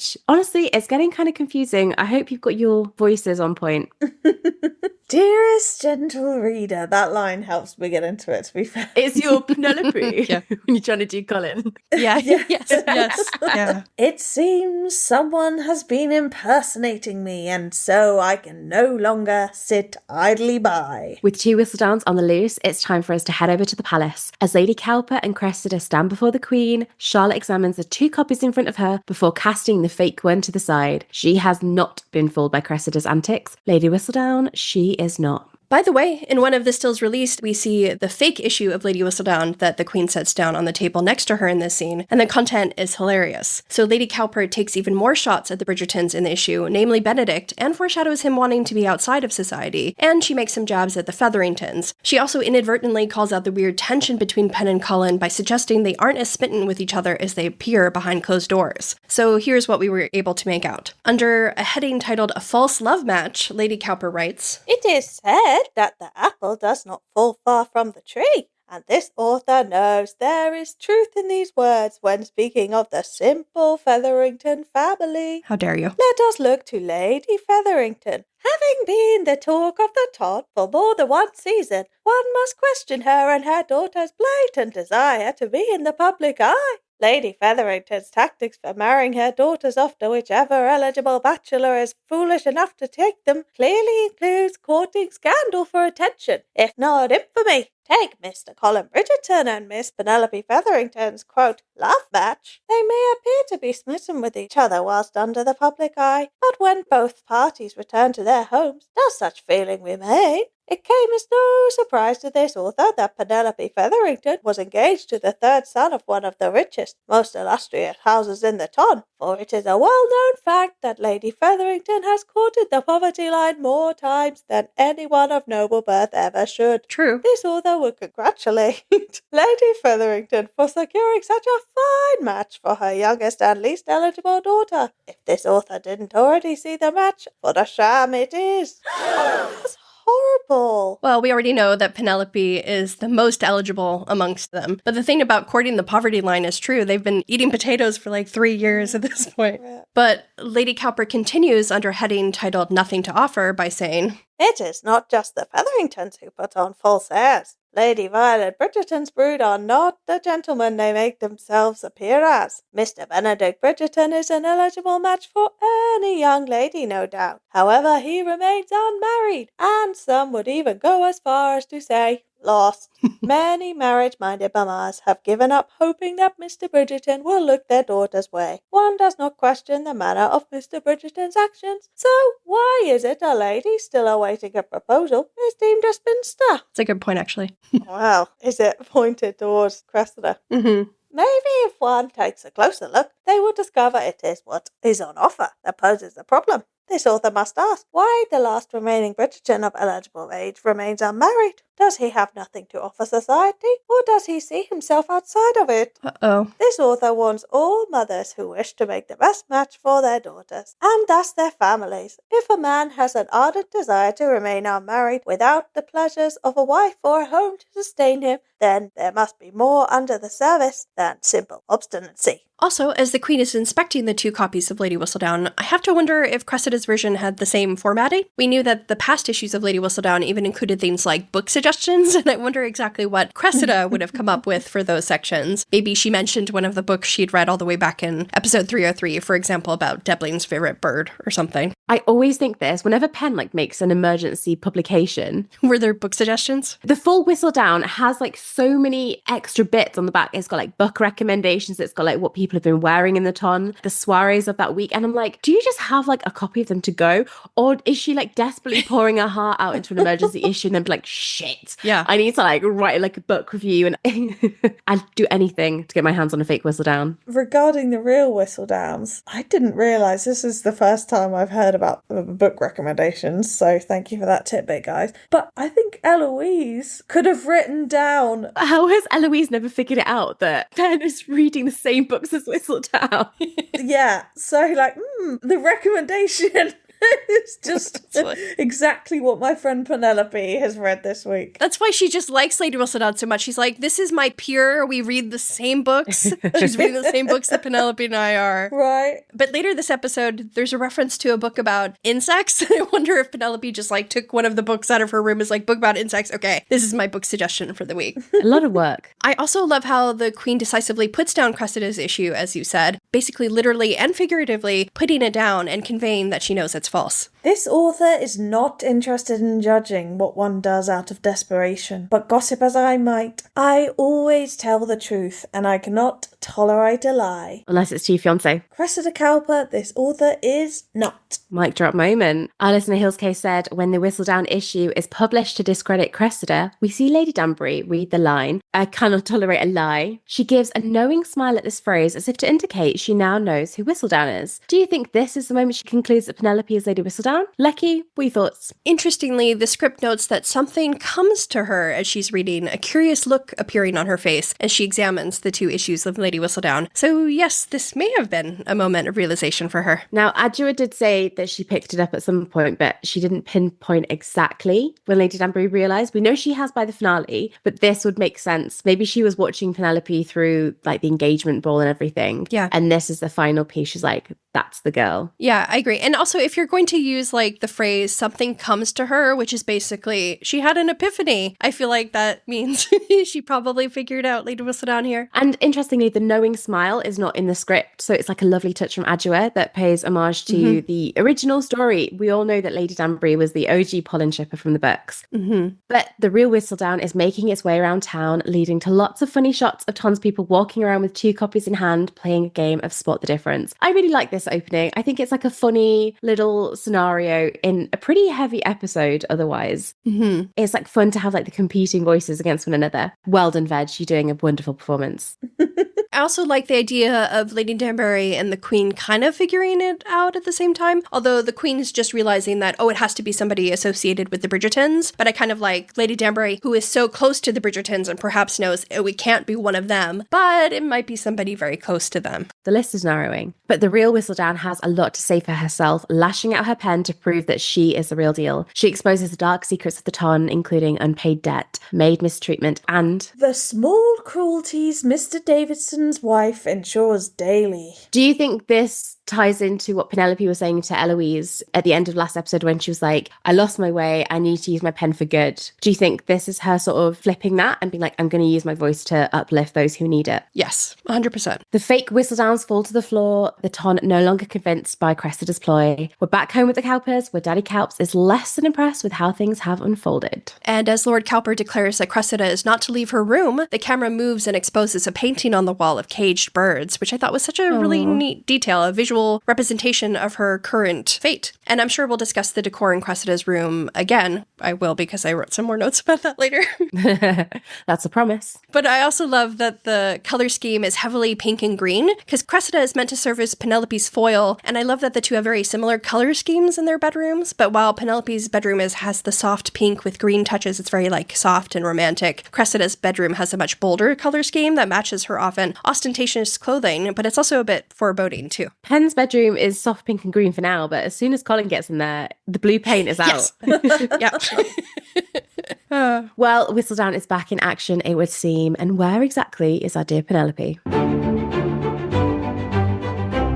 We find Penelope feeling the weight of her coins, as she places her earnings from her latest Lady Whistledown issue underneath her floorboards. And this dress is a true example of how lighting can be so dramatic in TV and film. So the outfit that Pen is wearing as she's putting her Lady Whistledown earnings away is the same one that she's wearing during the promenade in the following scene. However, like indoors, the dress looks a rich bluish purple and her hair is quite dark. It's like an auburn. But outdoors, it's a mixture of lots of light greens and blues and purple. You can see the depth of the colour, and it's covered in purple lilac flower appliques with green vines. And this dress is also very chest heaving-y, so Beans must love it wherever you are, Beans.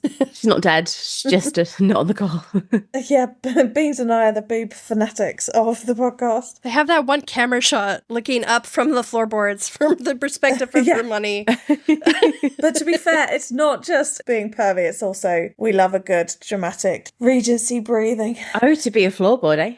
To be a floorboard. This is one of my favorite Penelope dresses in season 3. It's so beautiful. I also think one of the reasons I like it is because the embroidery or the appliques on it reminds me of some of my favorite season 2 looks, like the yellow one in episode 203 that she's wearing in that behind the scenes shot of her where she's seated before the window. Do you remember, with like her heels up? Oh, with the book.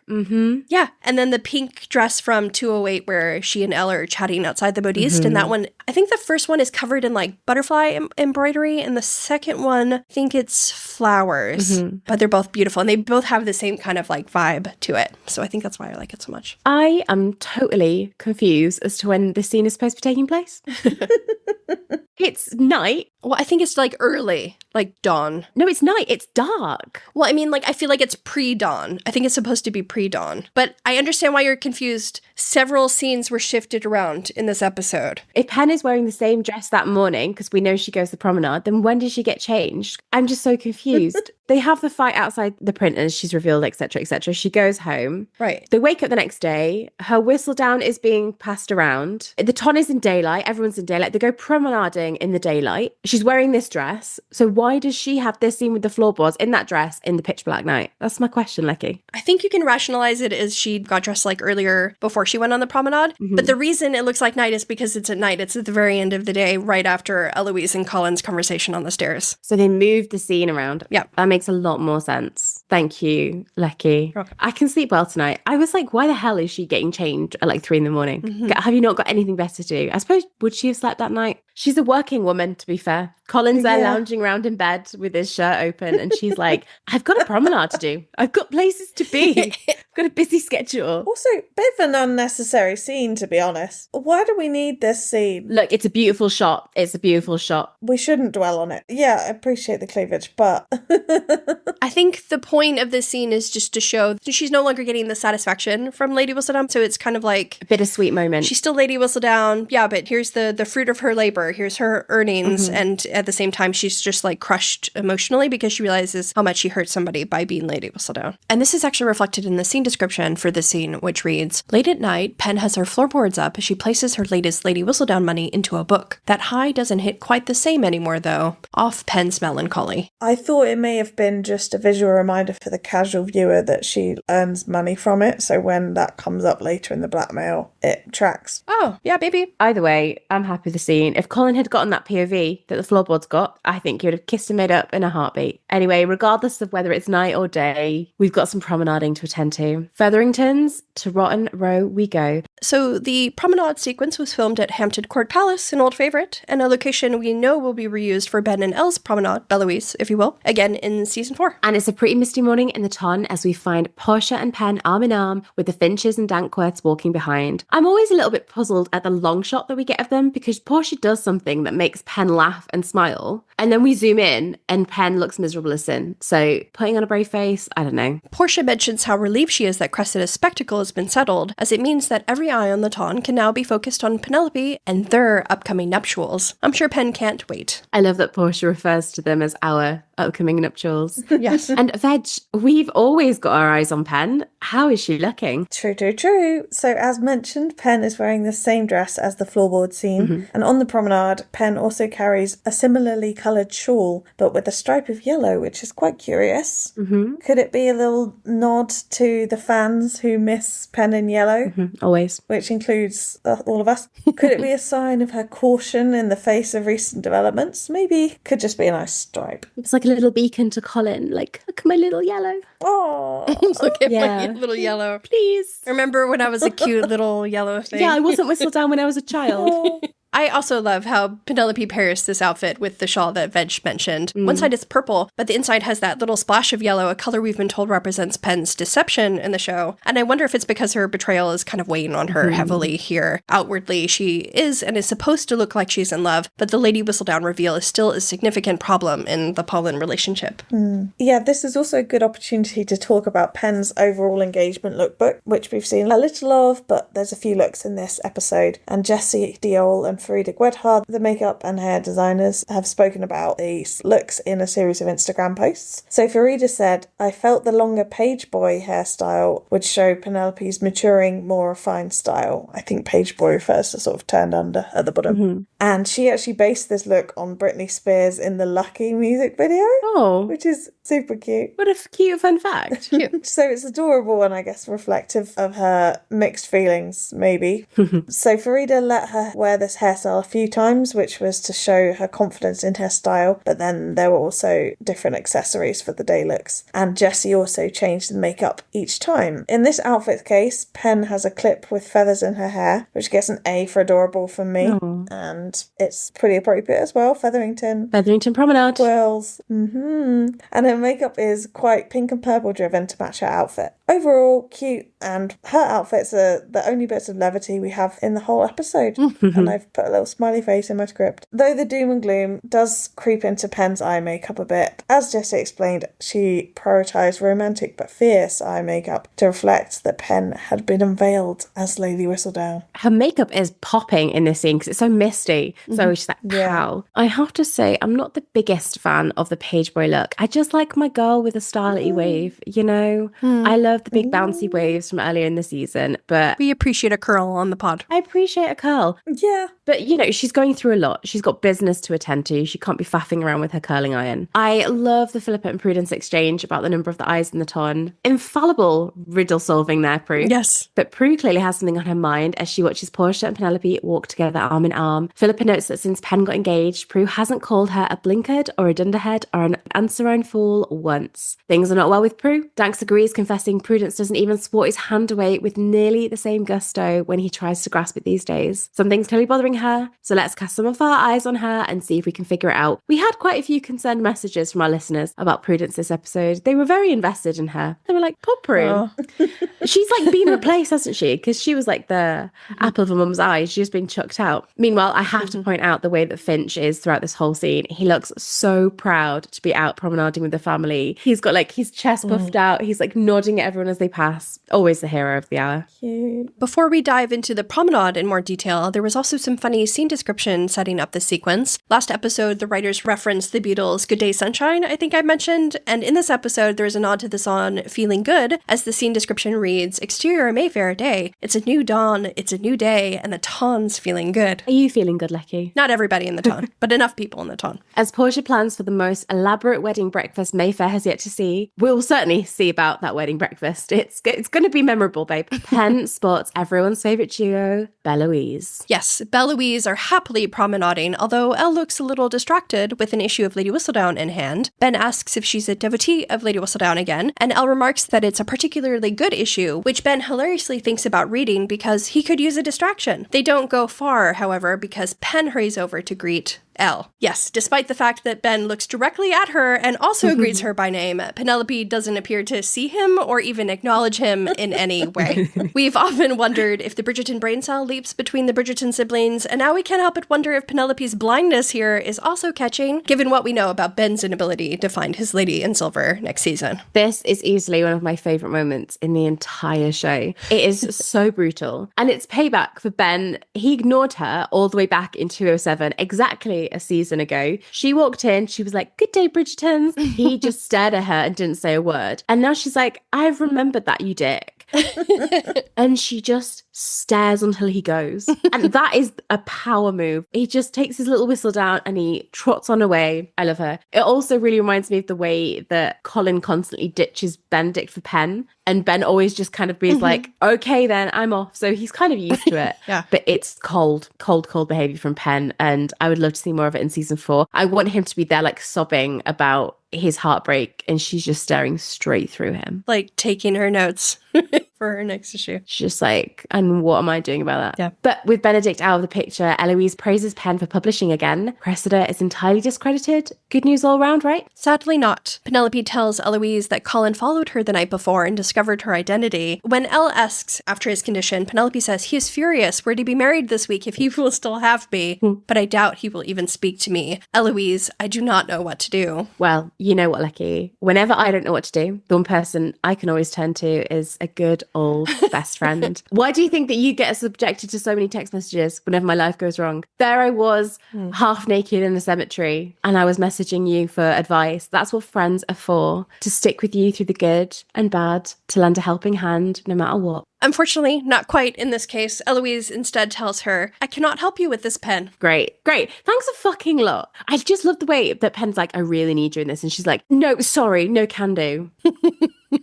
She continues by saying, I'm so grateful for everything you've done for me, but already I feel in the middle between you and Colin. Perhaps I always have been. But you had no problem setting a little deadline on Pen in episode 5, did you, Elle? What a time to decide you're not going to get involved, right? I personally would be pretty pissed, but Penelope understands. I think she knows that she's still on very fragile ground with Eloise, and she doesn't want to risk that any further. So she's like, fine, you leave me in my time of need. That's no problem. I'll get back to you when it's sorted. I'd be fuming. Although it is a bit of a bummer that Eloise refuses to help Pen out, we do get a couple of interesting crumbs about the Polin meet cute here. After Eloise confesses that she's possibly always been in the way of Pen and Colin, she reminds Pen that you did meet Colin first. Book fans, you'll remember that it was the same in the books where Penelope only met Eloise through Colin. Mm-hmm. We've said it so many times during our rewatch, but we wished we would have been able to see this unfold in a flashback. I think it would have helped the viewers really understand the dynamic between Colin, Pen, and Eloise. But we move on. And Pen decides that her crush on Colin was a silly infatuation. I could have done without the infatuation throwback. I'm like, I thought we'd moved past those accusations, but never mind. Pen acknowledges that it turned into a real friendship over time, and she pulls Eloise's hand close to her.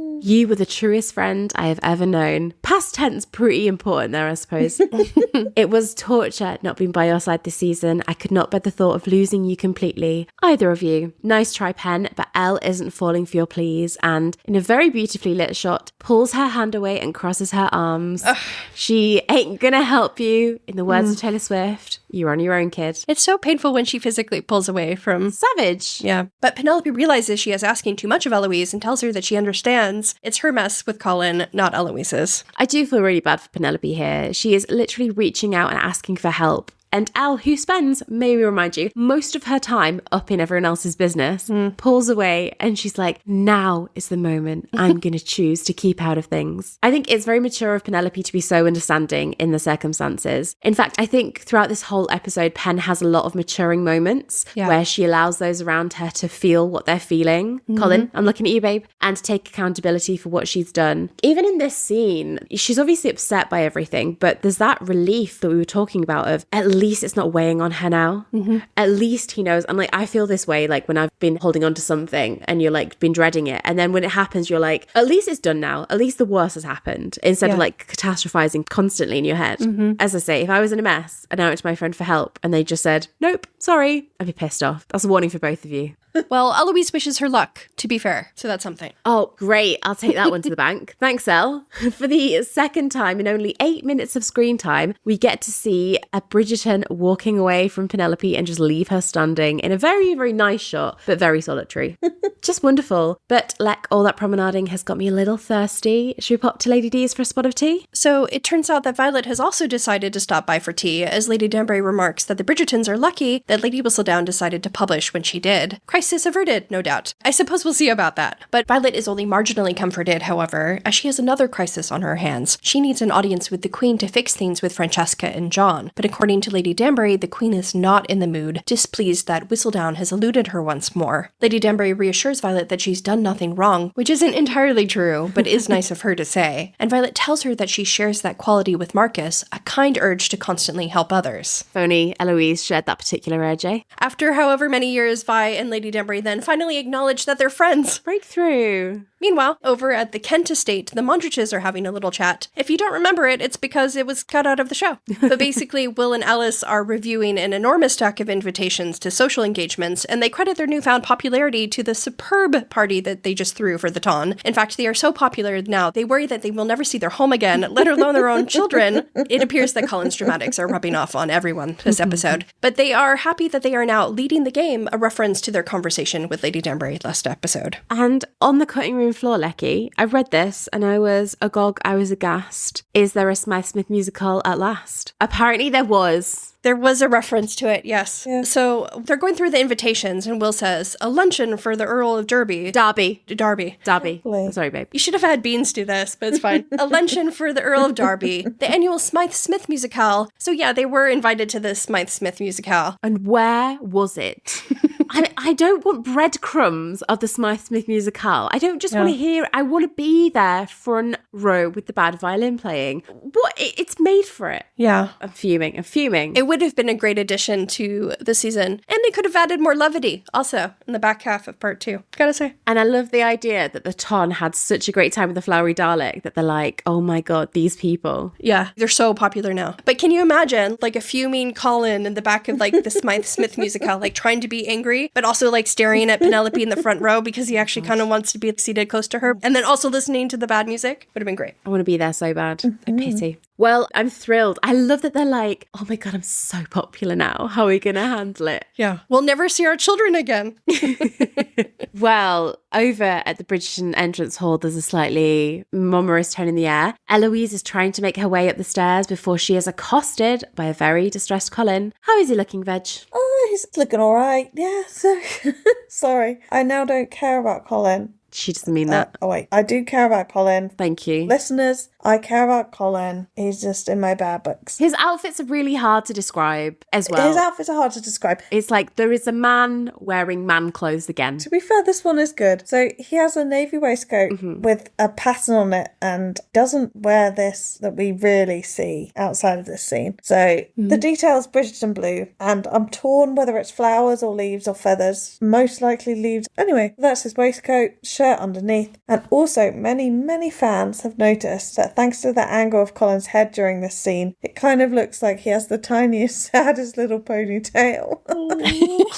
Which is fun. Before she can make it far up the stairs, Colin challenges his sister by asking, how long have you known? Elle pauses for a moment before turning to face her brother. Before we get into the confrontation, however, we would like to take a moment to introduce you to one of our favorite supporting characters this season, as Colin bears his soul to Elle. Who is that lurking in the distance? That, of course, is the uncommonly lucky gossip sofa, who has a front row seat to this heartbreaking gossip fest. Don't ask why, but me and Lecky spotted this sofa and we thought it was the most charming, endearing, charismatic gossip sofa that you ever have seen. Yes. If you go back and look at it, it's there. We sound crazy, but it's there lingering. We were trying to do the object game, guys. We were looking at all the objects. Right. She's got a lot of charisma for the scene. And if you want some levity. Yeah, she's angled into like the doorway right toward the stairs. Like she's watching. She's got a front row seat for the action.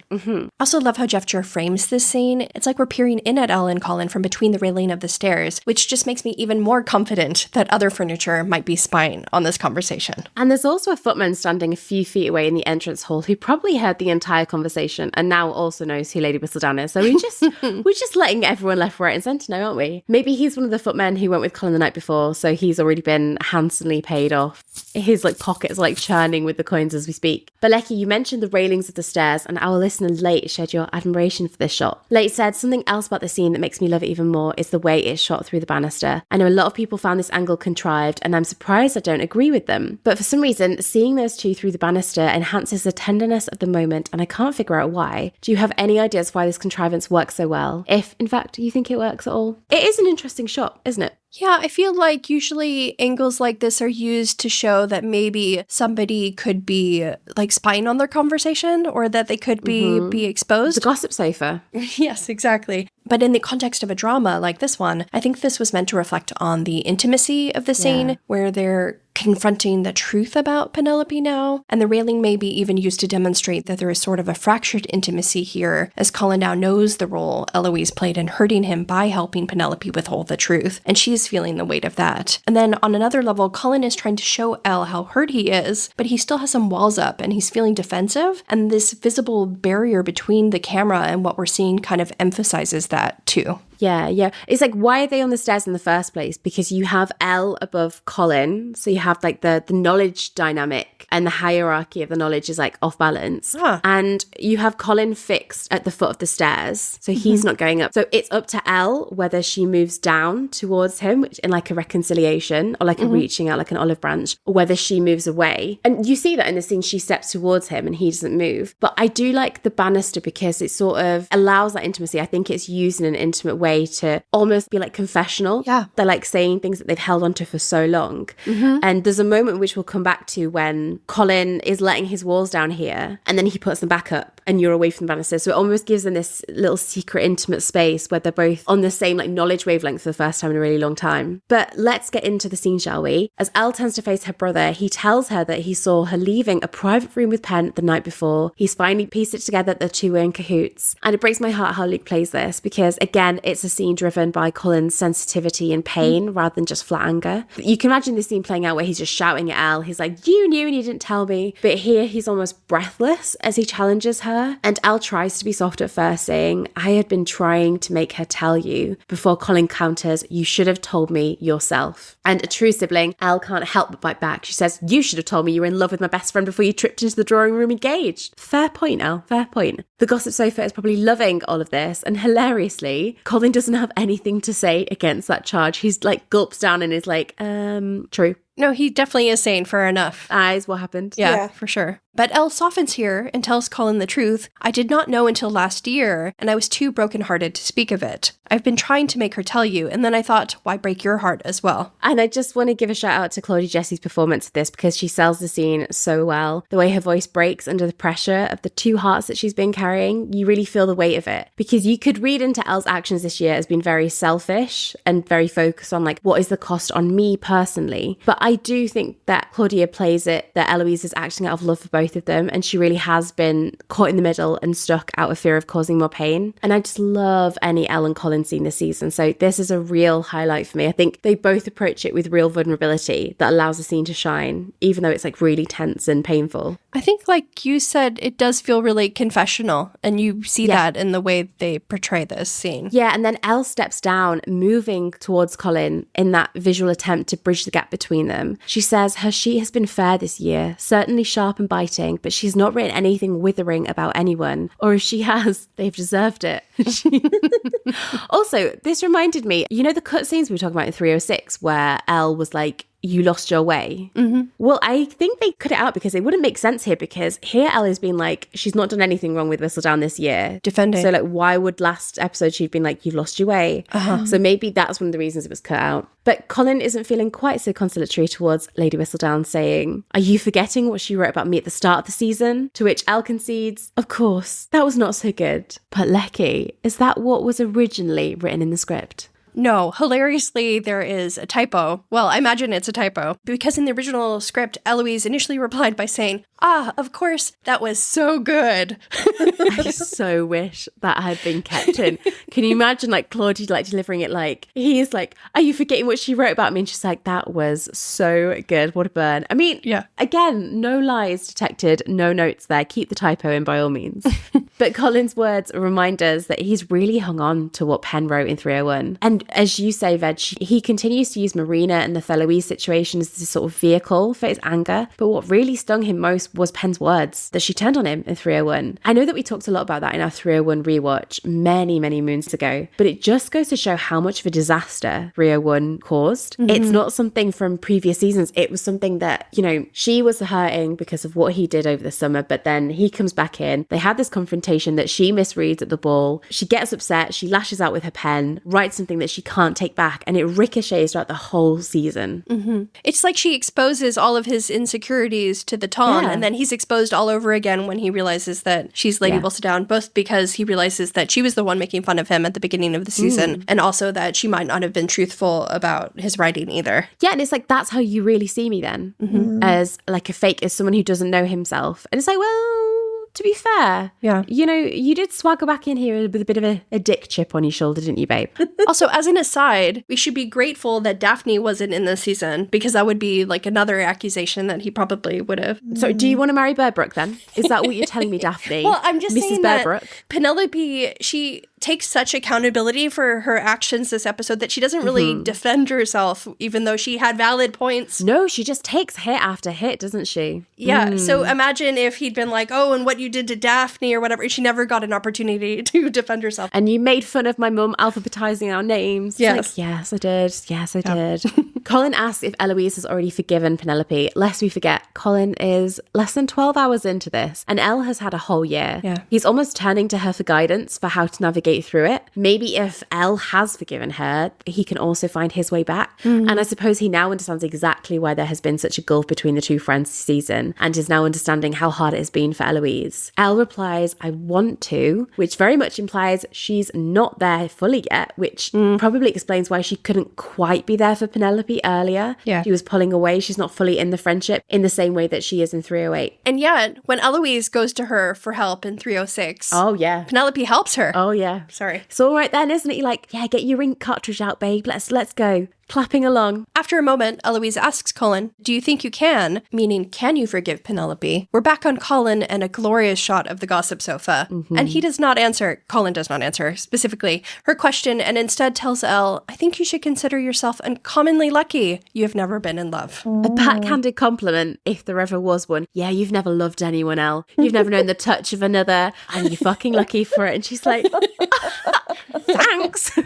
Our listener late said, I've always relished the interaction on the stairway when Colin confronts Eloise. Up to this point, Colin has been alone with his thoughts. His hurt and disappointment have festered, and it feels good to have someone to take his anger out on. I thought that was going to be like, and it feels so good to have someone in the same boat that can really understand him. It's like, no, take your anger out on Elle. I just did. What he doesn't anticipate is that Elle's counterpunches force Colin to see the Whistledown situation differently, and her tearing up seems to soften him. He asks Elle, have you already forgiven her? Until now, his internal rage is feeding the idea he will never forgive Pen. Does he expect Elle to tell him that she will never forgive her too? I'm of the mind that Elle's answer, I want to, do you think you can, gives him permission to forgive Pen, which I really think he wants to do but doesn't know if he should. What are your thoughts? I think that he is looking to Eloise for not permission necessarily, but like guidance. Yeah, like, is it possible to forgive this? Yes. Is it a possibility to forgive such a betrayal? I'm kind of frustrated with Eloise that she's still taking this long to forgive Penelope just based on their interactions last episode. Yeah. But I do think that Colin is maybe somewhat comforted by this, that he sees that there is a possibility to move forward, but that it's going to take a long time. And I feel like this very much informs how he reacts in the entrapment conversation, where he realizes, like, we'll see what this marriage is going to be. He realizes we're in it for the long haul. This is going to be a betrayal that takes some time to overcome. Yeah. The thing is, it took Elle a year and she's still not there, and he has to deal with it in days. Like, they're going to get married. So you can understand how his reaction is so extreme that they're forced into these situations as well, whereas Elle just ignored Pen, or they just were distant for a while. He's like in a pressure cooker where he has to decide whether or not this is something that he can deal with for the rest of his life. Yeah. And you can almost see that Colin puts his guard back up when he refuses to say if he can forgive her. And I think that's maybe why, as I was saying, the banister shots are used, because they're intimate and confessional before Colin's guard goes back up. And the second that he like switches, like it comes out of those banisters and it's like back to the normal shots, and like they're divided again, and you can see their separation on the stairs. I think Elle accidentally taps into what Colin said to Pen the night before, that he would never forgive her. So when she directly confronts, he's like, well, I said I was never gonna. And like, what does that leave you when you're like 3 days out from getting married? And if my fiance cannot be a woman of her word, maybe I should be a man of my word. Yeah, he's like, he can't tell his sister the answer that he already gave. Yeah. And I do like this aspect in part 2 that Eloise almost helps show Colin the way back. Not necessarily helpful at times, but the fact that she's on the way kind of reassures him that there is at least a path that he can follow. Yeah. And Colin walks away from Eloise at the end of the scene, representing that he is not in the same place that Eloise is in the road to forgiving. He's a few miles back, let's say. And our listener Avila asked, to me, the most intriguing part is the conversation with Eloise on the stairs. I'm glad she doesn't tell him what to do, but please dive into his ending comment about how she's uncommonly lucky to have never been in love and all the implications behind it. For a start, I think it's funny because it's not true. It's not common to be in love. But I suppose he falls in love so easily. He's like, God, everyone falls in love. Thank God that you've been spared from this fate. It's like, you live in the Regency, babe. No one's in love. Yeah, but having grown up at Bridgerton, where love is the be-all and end-all, and also because Colin is super romantic himself, and as a young man, so much of his life has been dedicated to pursuing love and becoming a man, finding a purpose and having his own family, etc., dreaming of the love he would one day share with somebody else. That is the perspective he's coming from. Yeah. And I suppose it's a reminder that although Eloise is on the road to forgiving Pen. Like, their situations are still different. Like, it is different being betrayed by a best friend than it is being betrayed by the woman you're going to marry in a few days. Right, yeah. And so, like, this barrier of, like, that kind of love is different, and he can't quite navigate past that yet. It's like, where does that leave you? Because you can't not forgive her because you love her, but then you can't forgive her, so you're just completely caught in this. And also, like, he doesn't have the ability to keep distance, like we said, so he has to make a decision. But, you know, the words seem to stick, I think, don't they, Leck? Yeah, so I was going to say the other reason why I think they included this particular line of dialogue is because, interestingly, Colin's words to Eloise seem to inspire her to make a visit across town a little later in this episode. The scene was actually cut from 307, which is probably why the uncommonly lucky line doesn't make quite as much sense without it, but we will return to the cutscene later in this episode. In any case, the scene description implies that Elle is left reflecting on Colin's words, and particularly this one line of dialogue. Well, perhaps they'll inspire a little trip down memory lane. Hey, Eloise? In the meantime, we have some wedding planning to do. Pop a bubble in your sad little ponytail, Colin. We're off to Pen's house. And across the square, we're getting a sneak peek into a never-before-seen room at the Featherington House. Leck, where on earth are we? Clayton House. I remember we knew that filming was taking place there, and then you saw the room, and you're like, oh my god, this is just the Featheringtons all over. Yeah, I thought initially it was like the Featheringtons' country house. Yes. But it turns out to be just like a secret wing of their house we'd never seen before. But it's a perfect match for, isn't it?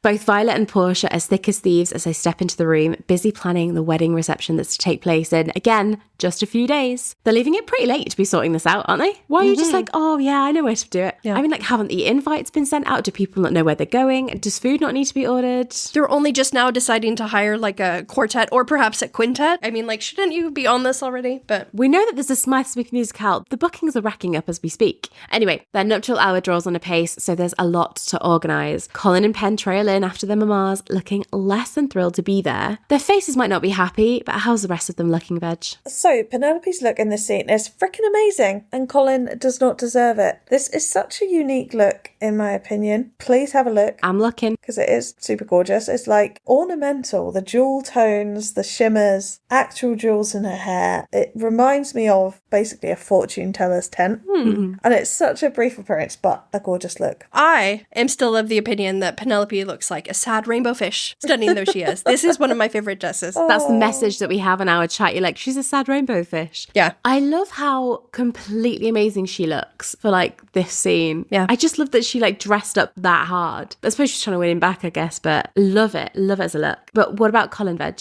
Don't care. I'm sorry. I'm joking, of course. So our commonly entrapped Colin, who's been entrapped more than once and is making a bit of a habit of it, apparently, is sporting an extremely polished look, which just emphasises his gloomy mood. His hair is slicked back without a happy curl in sight, heartbreaking, and he's paired his sombre appearance with a deep navy, almost black suit and a dark purple or wine-coloured cravat. Just like Colin doesn't look at Pen in this scene, we also don't get a great look at his waistcoat that it appears to be the one that Colin wears to breakfast after the dream in episode 303. Just slightly less hot this time. Well, your dream come true, Colin. So how did that work out for you? Dreaming of better days. As Portia happily shows Violet around the room, we're left with a very uncomfortable moment between our friends to lovers to awkward silence duo. Colin is standing as still as a statue, refusing to even look in Pen's direction. The saddest little rainbow fish you ever did see turns to Colin and says, Colin, will you at least look at me? She is miserable in this scene. She is not a happy little rainbow fish. Yeah. Colin coldly replies, my mother was curious about our not seeing each other recently, and I did not want to arouse suspicions. So how many days have passed since the Whistledown reveal? And I guess it also shows how much time Colin must have been spending around Pen beforehand, if even a brief absence is noticeable. Pen, on the verge of tears, asks if Colin is going to call off the wedding. Colin, still not meeting her eyes, tells her, I am a man of honor, and we were intimate. Intimate. He at least slightly lowers his voice on that last line. Good job at keeping that a secret, Colin. And then the brutal line itself. You go, Lecky, do us the honours. Perhaps that was another part of your planned entrapment. To which Ben sadly replies, I did not mean to entrap you, Colin. I love you. Ouch. I mean, I remember this was the killer blow when we watched this episode. It still is, all this time later. Oh. According to our messages, I said, oh God, oh no, Colin, no, oh my God, he doesn't mean this, he's just hurting. And Lecky, you just said, pretty dress. That's so lucky. You have to focus on the positives. Oh. Of course, this line has been the centre of a huge amount of discussion in the past year. Some people understand where Colin is coming from. Some think he went too far. One thing to mention is the origin of this entrapment accusation, which came from Portia in 305 when she accused Penelope of entrapping Colin into their engagement. Colin defended her at the time and told Portia that Pen did not entrap him and they were marrying out of love. How times change, eh? This also marks the second time that a Bridgerton sibling has first defended Penelope against an insult before turning that exact insult back around on her. Eloise and your insipid wallflower nonsense, I am looking at you, babe, and I'm throwing daggers. Does the script have anything to say for itself, Lecky? The script acknowledges that the entrapment line is a horrible accusation, but it also notes that Colin is deeply pained in this moment, and Colin is definitely lashing out at Penelope because he is hurt. This is a Colin who has been completely vulnerable with Pen and thought he saw her as fully as she did him, and we can't forget he has been in a situation before where he's been betrayed by a fiancé and a Featherington fiancé at that, and that Pen had a part in humiliating him years earlier, making him look like a fool, just makes things even worse. As much as this scene pains me as a Polin fan, I do get where he is coming from, though I still think his refusal to even look at Penelope hits even harder than the entrapment line in retrospect. It reminds me of the way that Archie would avoid acknowledging Portia in season 1. Not the Archie comparison. And I think maybe this is one of the reasons that Pen then inquires what kind of marriage they are going to have, fearing that it will be loveless and unhappy, just as the one her own parents shared. Veg, any thoughts, feelings, emotions? Oh, well, I said please let me rant, but I think there's been a lot of intelligent explanation of why he said that. But it's still a cut though, isn't it? It is, and you chased her in her carriage. You entrapped her. Yeah. I was also thinking about this earlier. How could she possibly have said, no, Colin, I won't marry you, and by the way, I'm Lady Whistledown, in the carriage? He would have been this angry, but then she would have been ruined, ultimately. We don't even know if she said yes. Yeah. Right. Well, yeah, I guess we could assume, she didn't say no, but if she'd said... About the proposal, she'd say. Yeah. Yeah, well, no. She didn't say no to his attentions or whatever. Yeah. But I also feel like Penelope is the kind of person who would have walked away from the hookup in the carriage and been like, oh, I'm really glad I had that one glimpse of what a future with Colin could have been. Right. And she would have, but Colin made it impossible because you can pay those footmen as much as you like. I don't think that kind of event would go unnoticed. So, she was completely, literally trapped. She had to say yes. Obviously, luckily, she wanted to. But she had to go along with it. And she was completely swept up. She doesn't care about this big family wedding. She just likes Colin. And I know he doesn't have any information, but just why? It's the lowest blow, isn't it? It is. It just feels like cheap writing, I'm afraid. It felt like everything was just being done for the drama, and this line just sums everything up in that dramatic vein. It doesn't make for good TV just because there's drama in something. It's not enjoyable for the viewer. And it's why? Why are you making a show, an entertainment television show, less entertaining? Sorry. Okay, run over. To reflect on something you said a bit earlier, you said that the footman probably would have said something. I think that Penelope's footman would have stayed quiet. However, everybody saw Colin running out of that ball and across the ballroom, out of the ball, chasing after Penelope. Yeah, 100%. It's, I suppose when you know someone that well, it's you know how to cut them the most. He's just not that kind of guy, you know? Yeah, this is the guy who was haunted by calling Marina a cruel woman, who to be fair, it's not the most out of place accusation in the situation. And he never apologizes for this though, does he? That we see. No. So you don't get the resolution.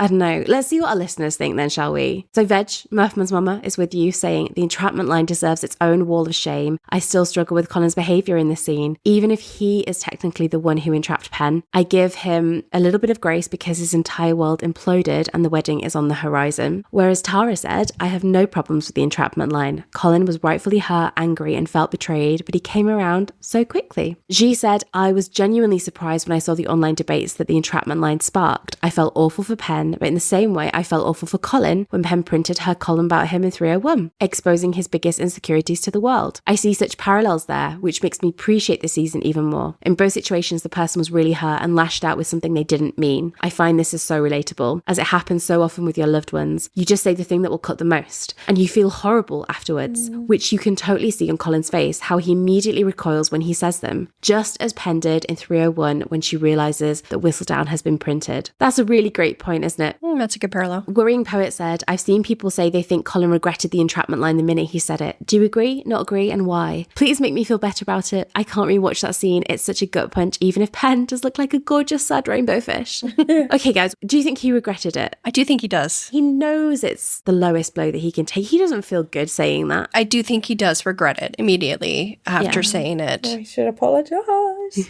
It's like when you're hurting so badly and you're like, I just want you to feel even an ounce of how hurt and betrayed I feel. So like throwing that back is like the closest that he has to hurting her in the same way, but I don't think it feels good. Like you defended her against that. I can rationalize it, but in Veg's defense, this is kind of an example of a toxic relationship if you're going that far to hurt somebody during an argument. Yeah. Because if you love somebody, you don't want to say something this cruel to them. Yeah, you need to hold yourself back. But I suppose they're in such extreme. And some people are more like that. But this is a Shondaland insertion, I think, here. It is. And some people are like, you know, I'm sure we've all been petty, and there are some people who do lash out when they're hurt. I love a low blow. And that's fine, and, you know, they'll make up for it in other ways, but that's just not Colin. And it's not really, you know, it's not me either. I wouldn't, if I'm having an argument with my partner, I'm not going to be like, oh, remember that time when you said you felt really bad about X part of your face, body, style, personality? I'm going to rub that in. Like, what do you mean? Oh, it's just not him. I feel like what is more Colin is the Colin we see in the Modiste scene where he's lashing out and he's hurt, but he's not being deliberately cruel. And you can see that it's coming from a place of pain. Yeah. Well, Late says, I love this yummy dig. And Late argues that it ties into how Colin deals with being deceived, paralleling his reaction to Marina's deception in season 1. It's what he does with Pen in season 3, telling her he's a man of honour while accusing her of planned entrapment, i.e. being magnanimous while throwing a childish punch to hurt her. He knows she didn't entrap him. He's just acting deliciously juvenile. I don't know if I'd say this is delicious. I think this is, again, depending on whether or not you like this level of drama. Yeah. And I don't, but I can rationalize it. I think he is probably using it as an excuse for them not to call off the wedding as well, because he doesn't want to call it off, because he loves her, right? But he's still too hurt and reeling to admit that. He can't be like, everything's going to be fine, we're going to get through this, I'm going to marry you. He's just not at that place. So he's like, I mean, I guess in that case, like the intimacy line is enough. Like all he needed to say was like, we were intimate, we have to get married. Whereas like the planned entrapment, it was meant to wound. It was lashing out with the words. The same way that Pen does. I mean, they're writers. They know how to use their words to hit. Yeah. Does it justify it though? I mean, we've all said stuff that, you know. Regret. To be fair, this is a very me reaction. I have to be completely honest. Like, I get very angry and will say anything to get out of the situation. So I'm with you, Colin.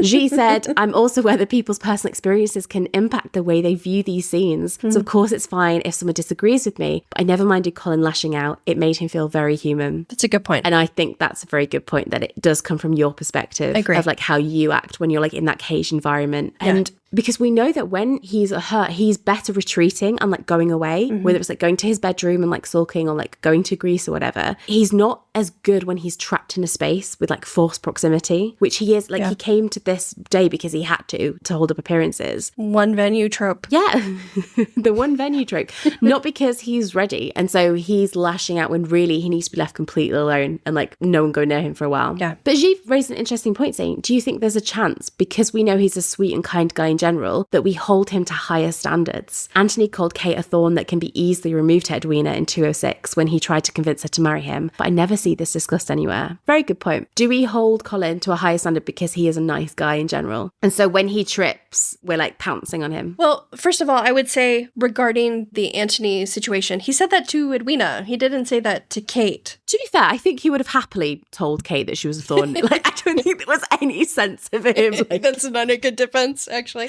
He would have happily said that. I think it's not so much that I judge Colin more because I know that he's a kind man. I just feel like, and I'm maybe a little full of myself, but I feel like I have a really good sense of his character. And I feel like he's not necessarily the type of person who would say such cruel things. So you can debate whether or not it's out of character. I feel like the writers convinced me that he would say that in this scene, but this is a Colin we haven't really seen before. Yeah. Do you know what I mean? Yeah. No, I agree. And I remember being so shocked at the time when this happened. And I was like, God, this is the lowest point. Hadn't seen the end of the episode, so didn't know the lowest point was still to come. Still to come. But for a while, I was like, that was so out of line. But now I think I'm totally fine with it, to be honest. I always understood where he was coming from. Yeah. But it's just a very depressing point to fall down to in their love story, especially in an episode where there is going to be a wedding. You're like, how is it this week? And how are we going to get these two down the aisle? It's just so unlike them and their relationship, isn't it? To have this. Like, yeah. As we were saying, like, if this was Canton, he'd be like, just another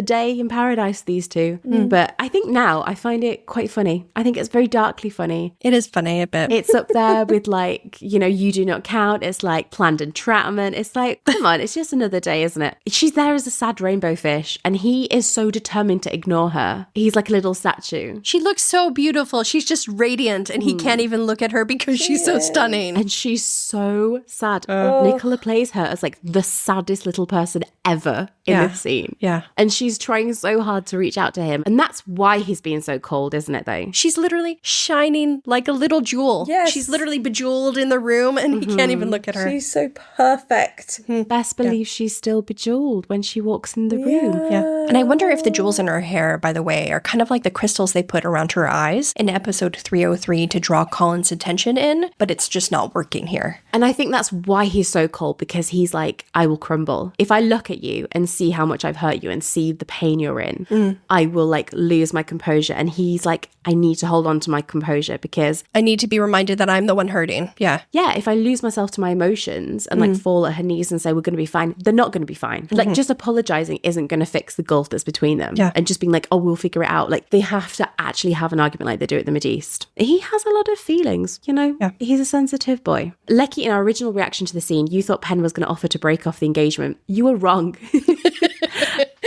Do you think she still should have done? Yes. I agree. I always thought she should have been like, okay, let's just end this here then. Because then it forces Colin into a point where he's like, oh God, do I actually want to marry her? Do we want to be together? Is this something we need to fight for? And also it's like, I really like Penn. I like it, not like it. It's something I've had to reconcile. It's like the whole way in part 2, she's like, well, I got the guy. Yeah. Like, Penn, you should at least offer. I know she offers an annulment, but it's like, by that point, we've so gone past that. So far gone, yeah. Also for people like me who wanted a bit more romance in part 2, there is something romantic in the drama of Penelope calling off the engagement and Colin realizing, oh, wait, maybe that's not what I wanted. Oh, I could see it. Do you know what I mean? That would have been the delicious drama. That would have been the delicious drama. That right there is the type of like angst and pain that you want. The yummy jab. And this thing, it sounds like we don't want any angst between the two. That's not what we want. We obviously want angst, but this is just like miserable. Like there's no joy to be taken from this kind of pain. Whereas like if Penn was like breaking off the engagement and like Colin's heartbroken and is like having to like wrestle with like, do I want to be with her? I do want to be with her. And then they come to the agreement that like, we have to work this out together. We have to be together. We'll figure it out. But yeah, interestingly, she doesn't deny entrapping him. She just says that she didn't mean to. So does she now think that she did entrap him? That's so sad. But alas, instead of breaking things off, Penn heartbreakingly asks, what would this marriage be? Colin says, it depends. I noticed there was no Whistledown this morning. Are you going to stop publishing? He's still not looking at Penn. It's harsh, but I kind of get it. As we're saying, if he looks at her when he's saying this, he's going to crumble. And I don't think he takes any joy in doing this to her, but I don't think he knows what else to do. Yeah. But as Penn admits that she doesn't know what Whistledown's future will be, Colin is taken aback and looks right at her. The two finally share a moment of eye contact. Somehow, Penn's indecision is worse than a decision. It leaves them at a complete impasse, and Colin pulls back, fixing his gaze back ahead as he tells Penn, let us get through this wedding, then we will decide what this marriage shall be. I don't know why, but I honestly find that line worse than the entrapment line. Yeah. I always have done. Yeah. It bothers me more for some reason. I think it's because it implies that he doesn't want to marry her, Right. but he's going to go through with it. Get through it. Yeah. It's even colder. And this whole planning process is just overshadowed. Like, imagine, like, you've got a husband. Like, imagine if your planning had just been, like, no joy whatsoever. Just all dread and upset. It's like, how horrible. Yeah. Yeah, they don't get to enjoy any part of it. But also viewing your wedding as something that just needs to be, like, overcome. You get through it. Yeah. I suppose the benefit of this kind of low is that when they do get to the wedding and they have that moment where they make eye contact, and it's one of the reasons I do quite like the wedding, really, is like it's such a truthful moment to be in the middle of something really hard and to not really know how you're going to get through it. But like they look at each other in that moment and they're like, find each other. Yeah, you're there and I can see you and we're going to be okay. I don't know how, I don't know when, but we're going to be okay. It's like to go from this point where he's saying it in like a cold way to the moment that you find where I think that is the moment they have when they're nodding at each other, like we're going to get through it, but in a hopeful way, in a loving way. So I think you kind of get that, but it is really cold. I suppose the only upside is that like he says, we will decide. Because as a man, he could have just said, I'll decide what our marriage is going to be. And that would have been like horrendous. Yeah. But he's like, we will figure it out together. But I don't know. It's always come to me as like way worse than the entrapment line. It just bothers me so much. Yeah. And Pen looks like she's about to burst into tears at any moment. I'm feeling the same way. Yeah. We're not the only ones who have noticed how completely miserable this scene is, as both Portia and Violet take note of their very divided children. Violet points out that an engaged couple should want to spend time together. It's kind of hilarious how this is shot in contrast to an angry Colin and miserable Pen with a cavern of space between them. Thankfully, Varley is on hand to break the awkward moment by suggesting she fetch some drinks for their young people. I need several. Thanks for that, Varley. And Murphy's mama says, do you think Violet and Portia should have pushed a little more and meddled in their reconciliation? The palpable look of relief shared between the matriarchs is so intense when Pen finally makes it down the aisle. And Erin says, I think they missed out on comedy gold of having Portia and Violet trying to get Colin and Pen back on good terms before the wedding. Them even planning to be alone in the same room together, so the wedding would have to happen. Lecky, have you got any leads for us? There was one cut line of dialogue here where Violet told Portia that she had an idea for how to resolve the conflict between Polin, but that was setting up the later scene where we learned that Violet asked Cantony to speak with Colin before the wedding. We know that 305 contained quite a few cut moments where Portia was worrying about the wedding not going ahead, and Violet was continually reassuring her. She was like, you're part of the family now, like you don't need to like scheme your way into this, like it's going to be fine.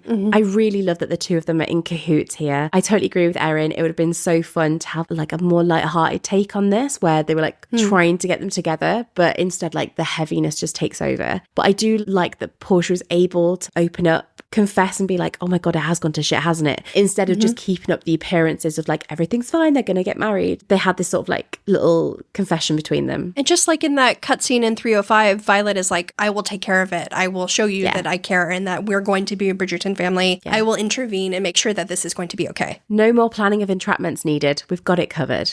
Also, before we leave this scene, the scoring is so sad and heartbreaking. And it is such a contrast to the next scene when like Benedict's swaggering through the hallway like really chirpy. We're at bleak times, guys. Well, Murphy's mama said, if Pen had realised she was pregnant and confessed to Colin in an effort to be honest, do you think Colin's anger and jealousy would have flown away like a wayward hot air balloon? So had they realised she was pregnant and she confessed, what would have happened? I mean, holy Marina parallels Batman.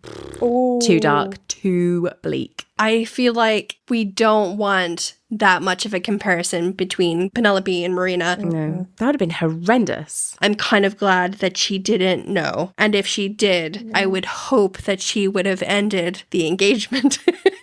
Oh, but then how awful is that? Because then you're like bringing your child up as a bastard. Well, the thing is... Yeah, that would not go well. Okay, well, AO3 fanfic authors, many of them have explored this issue. I feel like I wouldn't like it because it pushes Colin more towards a reconciliation without him coming to terms about whether he's okay with her being Lady Whistledown on his own. So I'm kind of glad that we didn't know at this point. Yeah. That is not a healthy situation. As someone who was born as the relationship child, it did not work. It's not a good idea. I think he would have gone into his 308 blackmail mode. Do you know, like when he's like really dismissive of Pen in 308 and he's like, but this is what we're going to do, this is what we're going to do. I feel like he would have done that. He'd been so pleased that he was going to be dad and everything, and that would have taken over, but it never would have solved the underlying issues between them. That would not have been solved, and that will come out in so many bad ways in the future. It would literally be Colin if Lady Whistledown hadn't saved him from Marina's deception in season 1, realizing that she was pregnant with another man's child, married to her, entrapped. Do you know what I mean? It would have been the realization of that. I suppose the benefits are that Pen did love him. Yeah. And it was his child. But I know what you mean. Like that sort of, like a child is never a fix-all situation for a problem. And he would have gone protective, but there would have still been a distance between the two of them. Luckily, it'd have had 9 months to work it out, but And I don't think Pen would have like relished telling him, like, it just adds way more weight to like, I did entrap you, even though it was not her fault in the slightest. Yeah. I think no. Yeah. And like you said, there's been many excellent AO3 fics out there. Exploring it. Absolutely. But you can't just sort of cover over a massive flaw in your relationship like that. So it would have come out in the wash eventually. Back at Bridgerton House, Ben receives a hilariously short note from Lady Tilly that reads, "Please, let me explain, Tilly." What a writer. This missive wasn't as concise in the original script, where it also said, "I told you once I did not welcome callers. Now my attitude has changed." This was referring to their conversation back in 304, where she explained that she didn't welcome callers. I think it was cut because it didn't really make much sense. She still doesn't want official callers, just secret lovers. I also have to give a shout out to the maid who delivered the note to Benedict, because they're going to be a significant cast member, aren't they?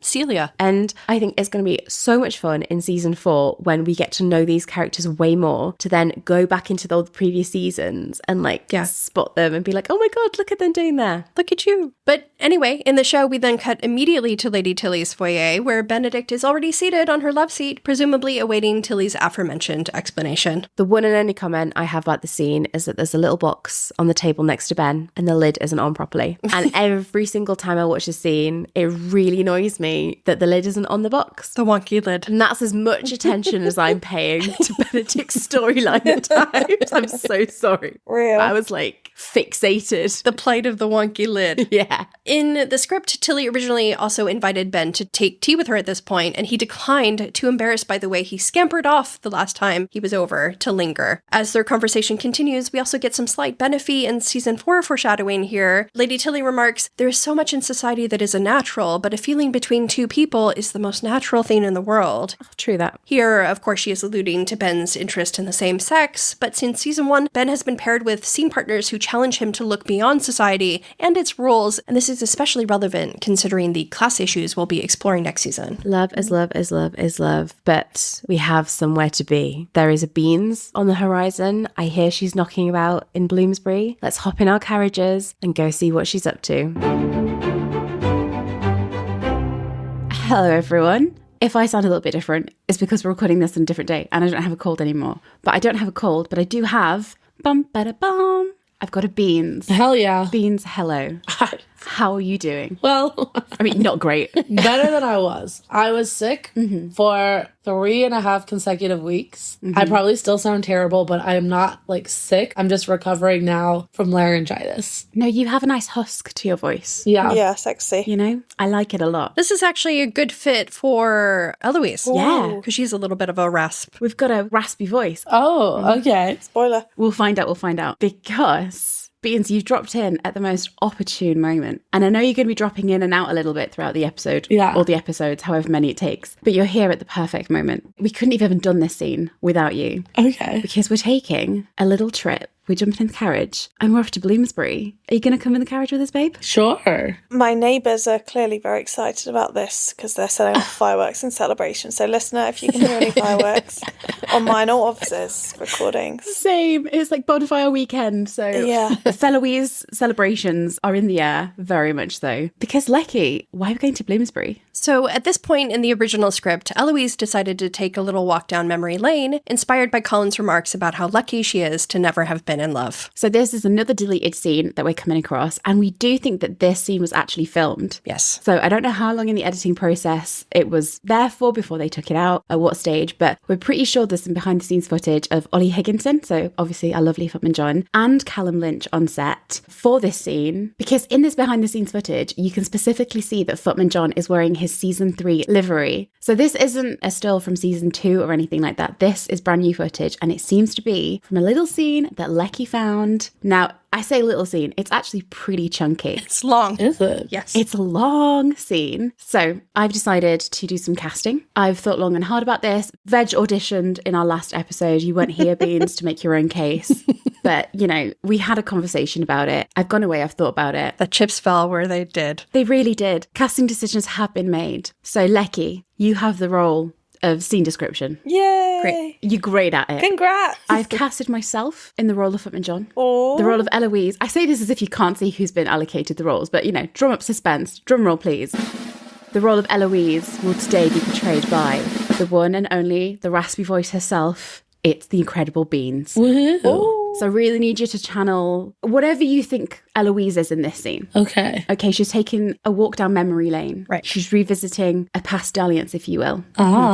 Vegetable, that means that you are our leading man of the scene. Oof. The leading man of the hour. Oh my God. Pressure. You need to go down a few steps in the class system, babe. Okay. Because you are in the role of Theo Sharp. Hooray! Wow. Okay. How do you feel? This is the first time I've made it beyond chorus from an audition, i.e. ensemble. Look at you. So I'm honoured. Please, any Eloise fans, any Theo fans, any Callum fans listening, I'm sorry. I'm just going to pick an accent that I enjoyed doing. Yeah. This is not reflective of any of the actual characters nor their performers. Right. I never apologise for what moves me. This is the best we have. Now, Veg, you're more used to doing Colin, so I'm interested to see the way that you take Theo. So, cut scene, a cut Eloise scene. Lecky, set the scene for us, babe. Exterior Mayfair / interior carriage day. By the way, that means BC inside and outside the carriage. Okay. So a carriage makes its way through a rougher part of town. Inside, Eloise steels herself, nervous. The carriage comes to a stop, and footman John opens the door. Miss, not this part of town again. Sometimes we must revisit places we do not wish to go. As she looks up, we see a familiar sign, Chancery Lane Printers. She approaches the door. She's investigating going inside when she hears a voice from behind her. Can I help you? Oh, Lord. Eloise turns to see Theo carrying a box of leaflets doing his hot printer boy thing. Miss Bridgerton. Eloise straightens, pulling her wits together. Mr. Sharp, good day. What are you doing here? Well, I was passing through. Passing through Holborn on lady business? Oh, that did not sound right. They both laugh. Laugh, Theo. Thank you. No, it did not. What would lady business be, exactly? Would I be purchasing a lady? Theo blushes, knowing Eloise doesn't even realize how wrong that sounds. Elle blushes too, this encounter fully awkward. Why are you? I wanted to see you, to see how you are. I have been wanting to see you excuse me. I've been wanting to see how you are. Yeah, excuse me, I've had a slight stroke. I have been wanting to see how you are for some time, in fact, but I have been consumed with other things, and now finally I am not. So, how are you? I'm well, working, living nearby with my wife. Do. That's like such an EastEnders ending. Eloise is taken aback. How did that happen so fast? Well, it was a quick match, but as one grows older, I suppose one knows what one is looking for more quickly. Rude. You talk as if you are so much older than me, though perhaps you are inexperienced. Yeah, I fucked, yeah. That was not in the script. Sorry, that was so crude. I was just getting into the character. You're so in character. Sorry. Theo sees her discomfort and isn't sure what to say. Are you still fighting for the equality for the fairer sex? I try to, though the press keeps me busy. And you? No, you are right. It was foolish of me to get involved. Theo cocks his head, surprised to hear that. Head has been cocked. Miss Bridgerton, I never meant to make you feel foolish. Do you not remember informing me about my unearned advantages? Oh, forgive me. It pains me if I left you with that impression. In fact, the world needs more people like you to use those advantages for good. And you do have a rare quality that makes one want to listen. Eloise smiles, that meaning a great deal to her. Oh. You know, it seems everyone around me is finding their match at the moment. My brother, my sister, my closest friend, you. At times I have wondered if I envy what you all have. But in fact, I think what I envy is a sense of certainty, a clear path forward. It is not so easy for a woman like me. And that is why. Did you just wink at Lecky? Oh, damn. I think Veg just winked at Lecky in character. And that is why we fight. Theo sneaks to the bottom of his box, pulling out a woman's rights pamphlet. He's still at it, indeed. How do you sneak to the bottom of a box? I don't know. What does that mean? I don't know, just kind of gets in there without anybody else looking. Hands go wandering. You're welcome at our meetings anytime, though I suspect you may be able to influence quite a bit from the very perch you already inhabit. Eloise considers that, tucking the pamphlet away for now. I should retire. Congratulations. Retire Just home. retire. Not retire. Yeah, you've done enough work, to be honest, love. I should retire home. Congratulations on your marriage. Oh, thank you, Miss Bridgerton. The two of them share a smile before Eloise turns to go. Off a conflicted Eloise, thinking on what comes next for her, now that one door has shut, but another has opened. I don't know that I have words for what just happened there. Yay! I thought that was great. I was immersed. We were having improvisations. We were in character. There was subplots somehow in that. I don't know how. She flirted with you at a point, Lecky. Incredible. I don't think I've ever seen you fully inhabit a character like you did with Theo. I think we're on the wrong podcast, babe.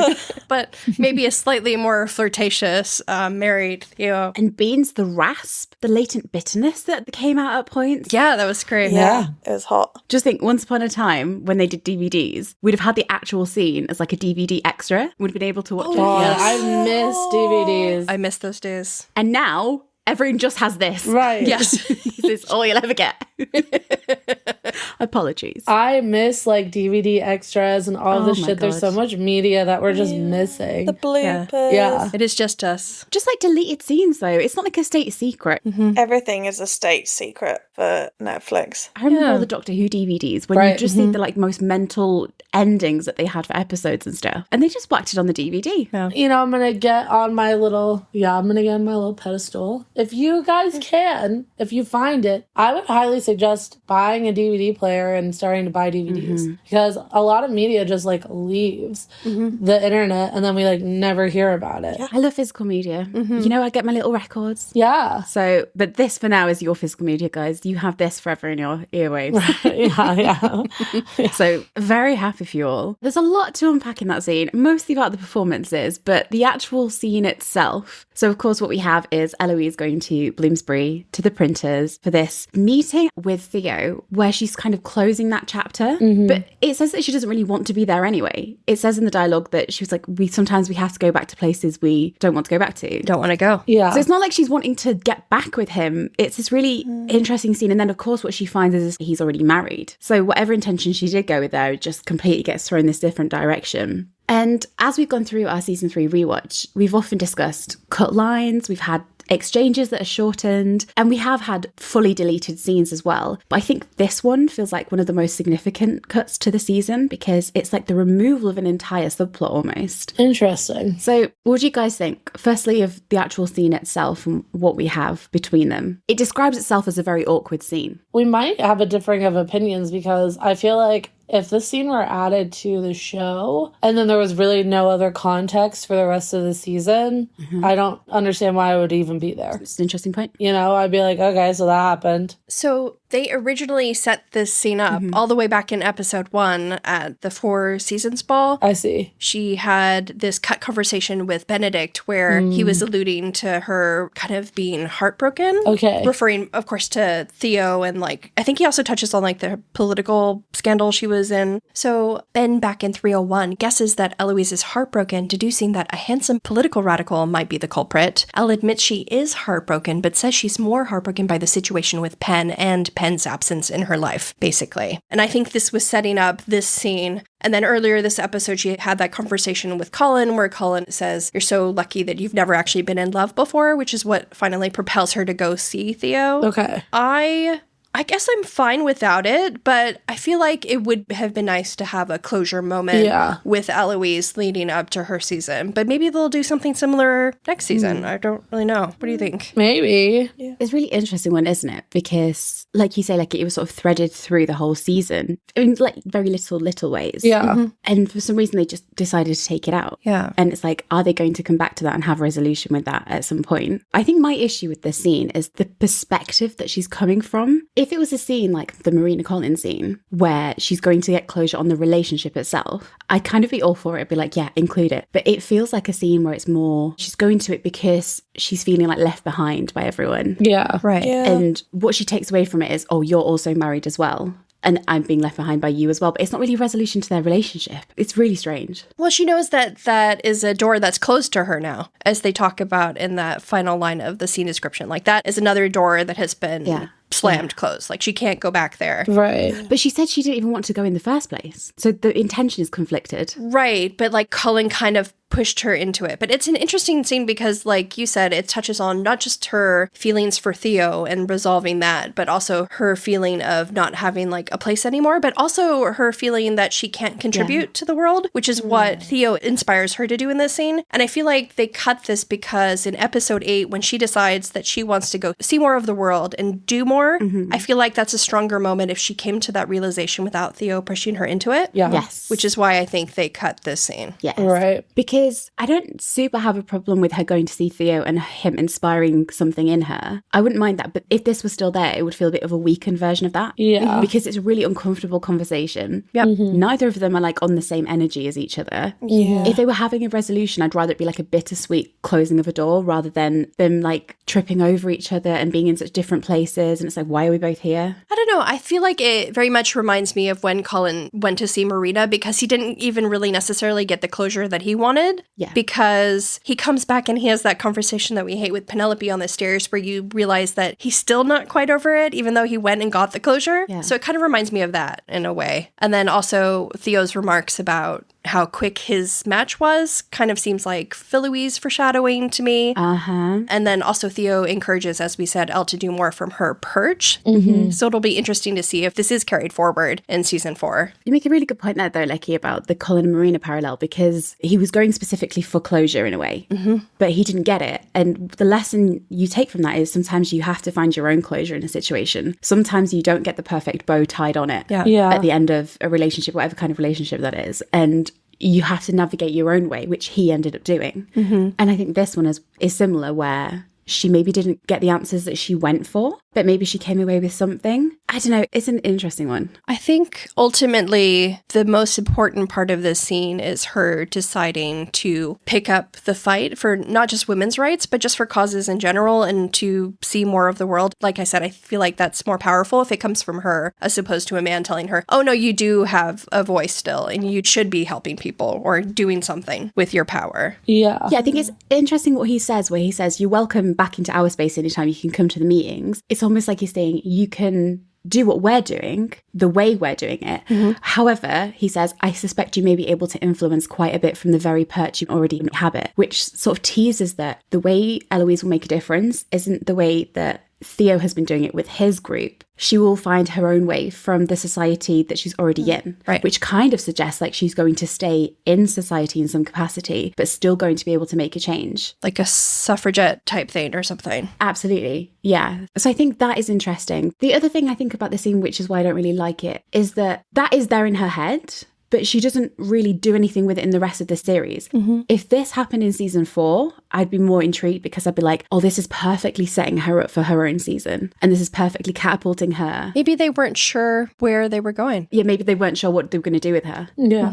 Do you think this was Theo's one and done and that he's not going to come back? Or do you think that they will just sort of scrap this because it hasn't been shown to anyone and they'll reintroduce him in season 4 in some capacity for a different type of closure scene? The thing is that Eloise's arc in season 4 is going to be completely different, I imagine. Yeah. So using the old scene might not like slot in. It might not work. Yeah. Like they may need to readapt it, or maybe Theo just doesn't have a place in that story. Maybe they also decided that whatever Eloise is doing in season 4 works better without her getting closure or her coming to conclusions by herself. Yeah, because they couldn't slot this into season 4 because part of the thing she's talking about is everyone else is getting married and I feel left behind, which was sort of her season 3 preoccupation. Well, unless they put this after Benedict getting married. Oh yeah, I suppose. Would you have kept it in? No.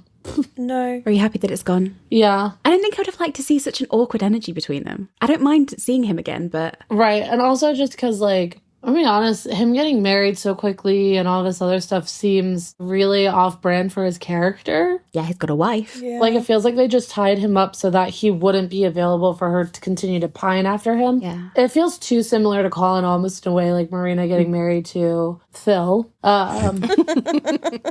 So I just feel like he didn't necessarily even need to be married. She may have just realized, like, they're just two different people who are in two different worlds, and the same feelings that she maybe had for him she no longer has for him. Maybe more reason to explore it in season 4 than when they're exploring class differences. Yeah. Where Benedict and Sophie can overcome the class division, but Eloise and Theo can't because it's about more than the class division. Right. Or maybe they just decided it was a door that had been already closed. Like the resolution that they found in season 2 was as far as they wanted to take it, and it left on the note and the tone that they wanted to leave it on. Yeah. Yeah. Because the impact of that storyline will stay with her as a character, but we maybe don't need the character himself, Theo, to be present to keep that propelling in her life. Also for season 3, I wonder if they wanted to focus mostly on Eloise being heartbroken, specifically about Pen, as opposed to having like Theo also kind of mixed up in it. Yeah, I agree, because this evidently isn't essential to her arc in season 3, otherwise it'd been kept in. So it was a removable part. And I think it's useful to contextualize the cutscene within the episode that we're talking about, because it falls in a really interesting place. So it's after her conversation on the staircase with Colin, and it's before the wedding. So in the original script, Colin's slightly backhanded line that he said about her being uncommonly lucky to have never been in love, that originally, had this scene been kept in, would have struck her in a different way. So it would have struck her in a way that it caused her to revisit this avenue that maybe she didn't walk all the way down in a past life. Instead of, when you take the scene out, her preoccupation is then her brother and her friend, and that relationship and those dynamics, as opposed to her wandering off in this way. But as you point out, Lecky, is very Colin and Marina a la season 2, so maybe it's a bit of a rehash. Yeah. But knowing about the scene also helps us understand Eloise's behavior at the wedding a little more. I'm particularly thinking about the conversation that she has with Benedict at the wedding reception when he asks, "Is all well with you? I saw you crying at the ceremony." Eloise replies by saying, "Simply tears at losing another friend to marriage, or maybe it was dust." I remember when we first saw the episode, people were kind of confused by Eloise's phrasing here, another friend. How many of Eloise's friends has she lost to marriage at this point? How many friends has she got? Yeah. So I mean, I don't mean that, Eloise, that's a fact. She's driving them away with like a baseball bat. But anyway, a few of her siblings have married by now, and Fran have just announced their engagement, but I don't think she'd refer to them as friends. But if we read that line with the Eloise cutscene in mind, it makes a lot more sense. Yeah. Throughout the season, we have seen Eloise being increasingly struck by a sense of being left behind as those closest to her all pair off. Remember that conversation that she had with Kate in 305, for example. But if she goes into the Polin wedding with the knowledge that Theo also just married, her line about another friend makes a lot more sense. Yeah, and I think that's maybe why I wouldn't like it as much, because again, her takeaway in this scenario is supposed to be, oh, another person's got married, as opposed to like a genuine closure on a meaningful relationship. Yeah. So she just walks away being like, you know, it seems everyone around me is finding their match at the moment. My brother, my sister, my closest friend, you. At times I have wondered if I envy what you all have, as in love and marriage and a partnership with another person. But the conclusion that she'd come to in this moment would be, in fact, I think what I envy is certainty, the sense of certainty, a clear path forward, which is an interesting way to look at marriage in this moment for her. That would have been interesting to have, because we know she's so conflicted about what marriage is and whether it's a prison or not. And so to have her a moment in season 3 where we get that she's not quite on board of like marriage for love and marriage is partnership, but what she's seeking is a way forward and certainty. That would have been an interesting like temperature check on where she is as a character. Yeah. Because like by the end of the season, you're kind of in this place where she wants adventure and something different. I want adventure in the great white somewhere. But we still don't really know what she thinks about marriage as an institution and love. So that's still a bit of a question mark that maybe we'll see next year when she's seen another of her siblings go down that road. And when she's being pushed to marry again by Violet. Oh my God, yeah. She's going to get harassed again. Any other thoughts on the Eloise scene? I mean, it's nice to see you in some capacity, Theo. Yeah, I didn't see, and sorry, Eloise fans, and I think they would be great together, and I think maybe if they got married, that would be great. However, in season 2, the vibe I got was that it was showing the viewers that she did have capacity for like attraction and romantic attachment and interest. Rather than it being that she was in love. I'm not saying she couldn't have got there, but it just didn't feel that deep in season 2 at least. So I think that would have been a bit out of place. Well, Theo, it's been good to know you, babe. Yeah, good luck. Maybe in another lifetime, eh? Good luck, Angel. Good luck Congratulations on the wedding. Right. Yeah.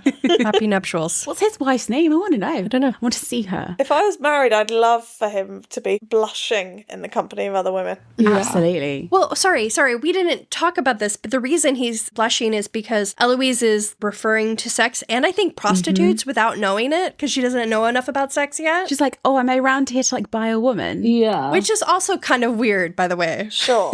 Still, that would not fly. Yeah. It's a weird choice, but like Eloise touching on sex and sex work, but not knowing that she's talking about it. It's just very odd. But Yeah, I don't think she's like that naive. I'm going to be honest. That's my issue. It makes her too naive for her character. Yeah. And you don't want her looking just ridiculous. Do you know what I mean? It would have felt like a little bit embarrassing for her to watch a scene like that. And I'm like, come on. She deserves a little bit more than that. Yeah. And then what does that leave you with as a relationship? Like they walk away being like, that was a really awkward encounter. But that's not quite the note that you want to leave it on, I don't think. Yeah, I feel like Veg said it's more important to leave that relationship knowing that Eloise has that capacity for love, but that relationship maybe wasn't the one. Yeah. Because I think in season 2 it's left on like a very bittersweet note. Yeah. And I like a bittersweet note, you know? You can overplay a storyline sometimes, I think.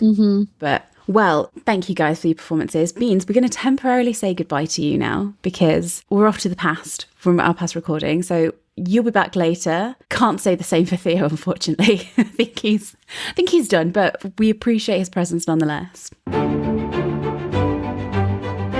Thanks for the trip to Bloomsbury. What else is going on in the Tonlek? Meanwhile, Lord Vicus calls on Lady Vicus. And it's adorable how flustered she gets at hearing that he's come to call, and she quickly tidies away her embroidery. Mrs. Wilson, meanwhile, is loving the Vicus drama, and I cannot wait to see her flourish in season 4. Violet offers Marcus some cake, and steady on, Vi, we all know what cake is short for. Next thing you know, you're getting cloud like a field in springtime, aren't you, dear? Marcus, it turns out, would be delighted to plough her fields and eat her cake. I bet you would. And after asking how she is, Violet confesses to Marcus that Fran has been keeping her distance and that Fran are secretly engaged. Where are Fran? I don't think we've seen them in ages, have we? Yeah. They're keeping out of it. As Marcus takes a bite of cake, Violet pointedly stares at his lips, apparently super turned on by him quoting Aristotle. Well, we know where Daphne and Colin get it from, at least. Yeah. Why the hell is this entire family obsessed with people's mouths when they're eating food? It annoys me. I don't like the spoon thing with the Duke. I think that's gross. The jam with Ben. The jam. Why are you putting fingers in jam? Yeah. Right. Colin staring at pens. Stop it. It's hereditary at this point, and I'm tired of it. Couldn't be me. After Marcus declares, Aristotle says, patience is bitter, but its fruit is sweet. The scene description for this moment reads, Anderson has a way of dropping these truth bombs in the absolute sexiest way. Sexy Aristotle. A moment as Violet allows her gaze to drift down to Anderson's lips, thinking perhaps on the sweet fruits the two of them could share, before quickly looking away to sip her tea. Didn't think you were going to say lips there, babe, but we'll settle on the lips. As the conversation continues, Lord Vicus asks if Lady Vicus would mind exploring a relationship with him in the future. Vi is quite brave here in how she responds that she would, and how she pushes him to reconcile with Lady Danbury before she would even consider moving forward with him, again showing how important her friendship with Lady Danbury is to her. Meanwhile, over at the Cowper residence, Cressida pleads with her mama to help her escape her predicament, and we again get another interesting peek into Cressida's not very pleasant bedroom. Bedrooms are supposed to be sanctuaries, but I can't imagine being comfortable with all those feathers and enormous sleeves taking up space. The feathers also convey that she is a caged bird, yearning to be free. And to me, this is further emphasized by some dolls placed in curio cabinets behind her. If you look closely, the cabinets have several dolls, all visible behind glass panes, trapped just like she is. And this is a bit of a stretch, but reach with me. Reaching. Even the mirror at her vanity looks a bit egg-shaped, but that might just be because there's a decorative egg on the table in front of it as well. It's a great decorative egg. And Alice and Nick said, bit random, but how amazing is Cressida's bedroom? Yes. Lecky is fully on board with you there, Nick. Yeah. Nick said, shout out to the production design, all those clothes everywhere. You can tell she's been confined to her room and going through all of her things.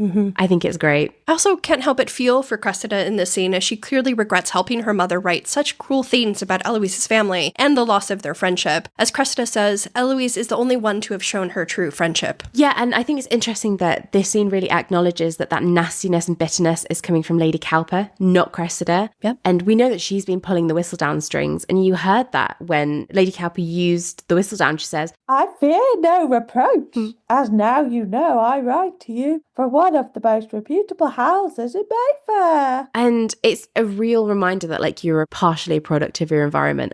Like had Cressida's bedroom, for example, been this soft, wonderful, lovely, luscious place, we would see her as like almost like a spoilt princess, wouldn't we? But because they've created this really dark, foreboding place where, and it's childish, and like you see her nursery and you see how this child has literally been raised up in this toxic environment and she's been taught the way to view the world.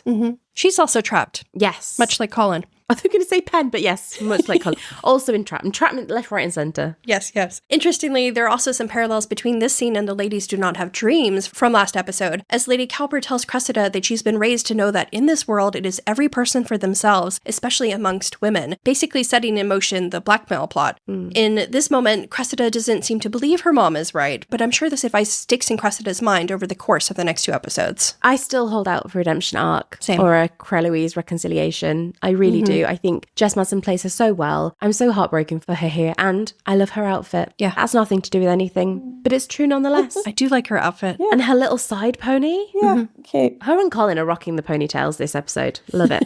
Yeah. And stop right there.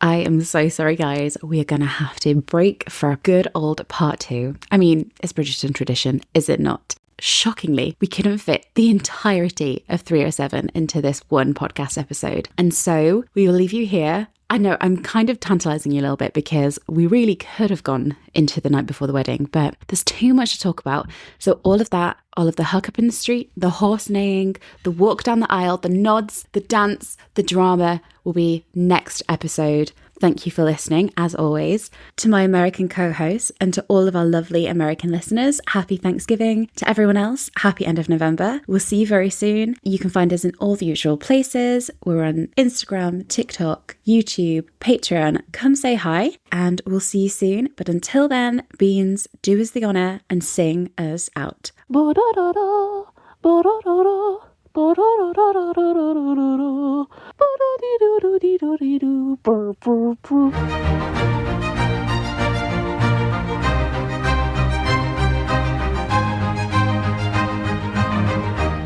Das violin, do do do do, do do do do do do do do do.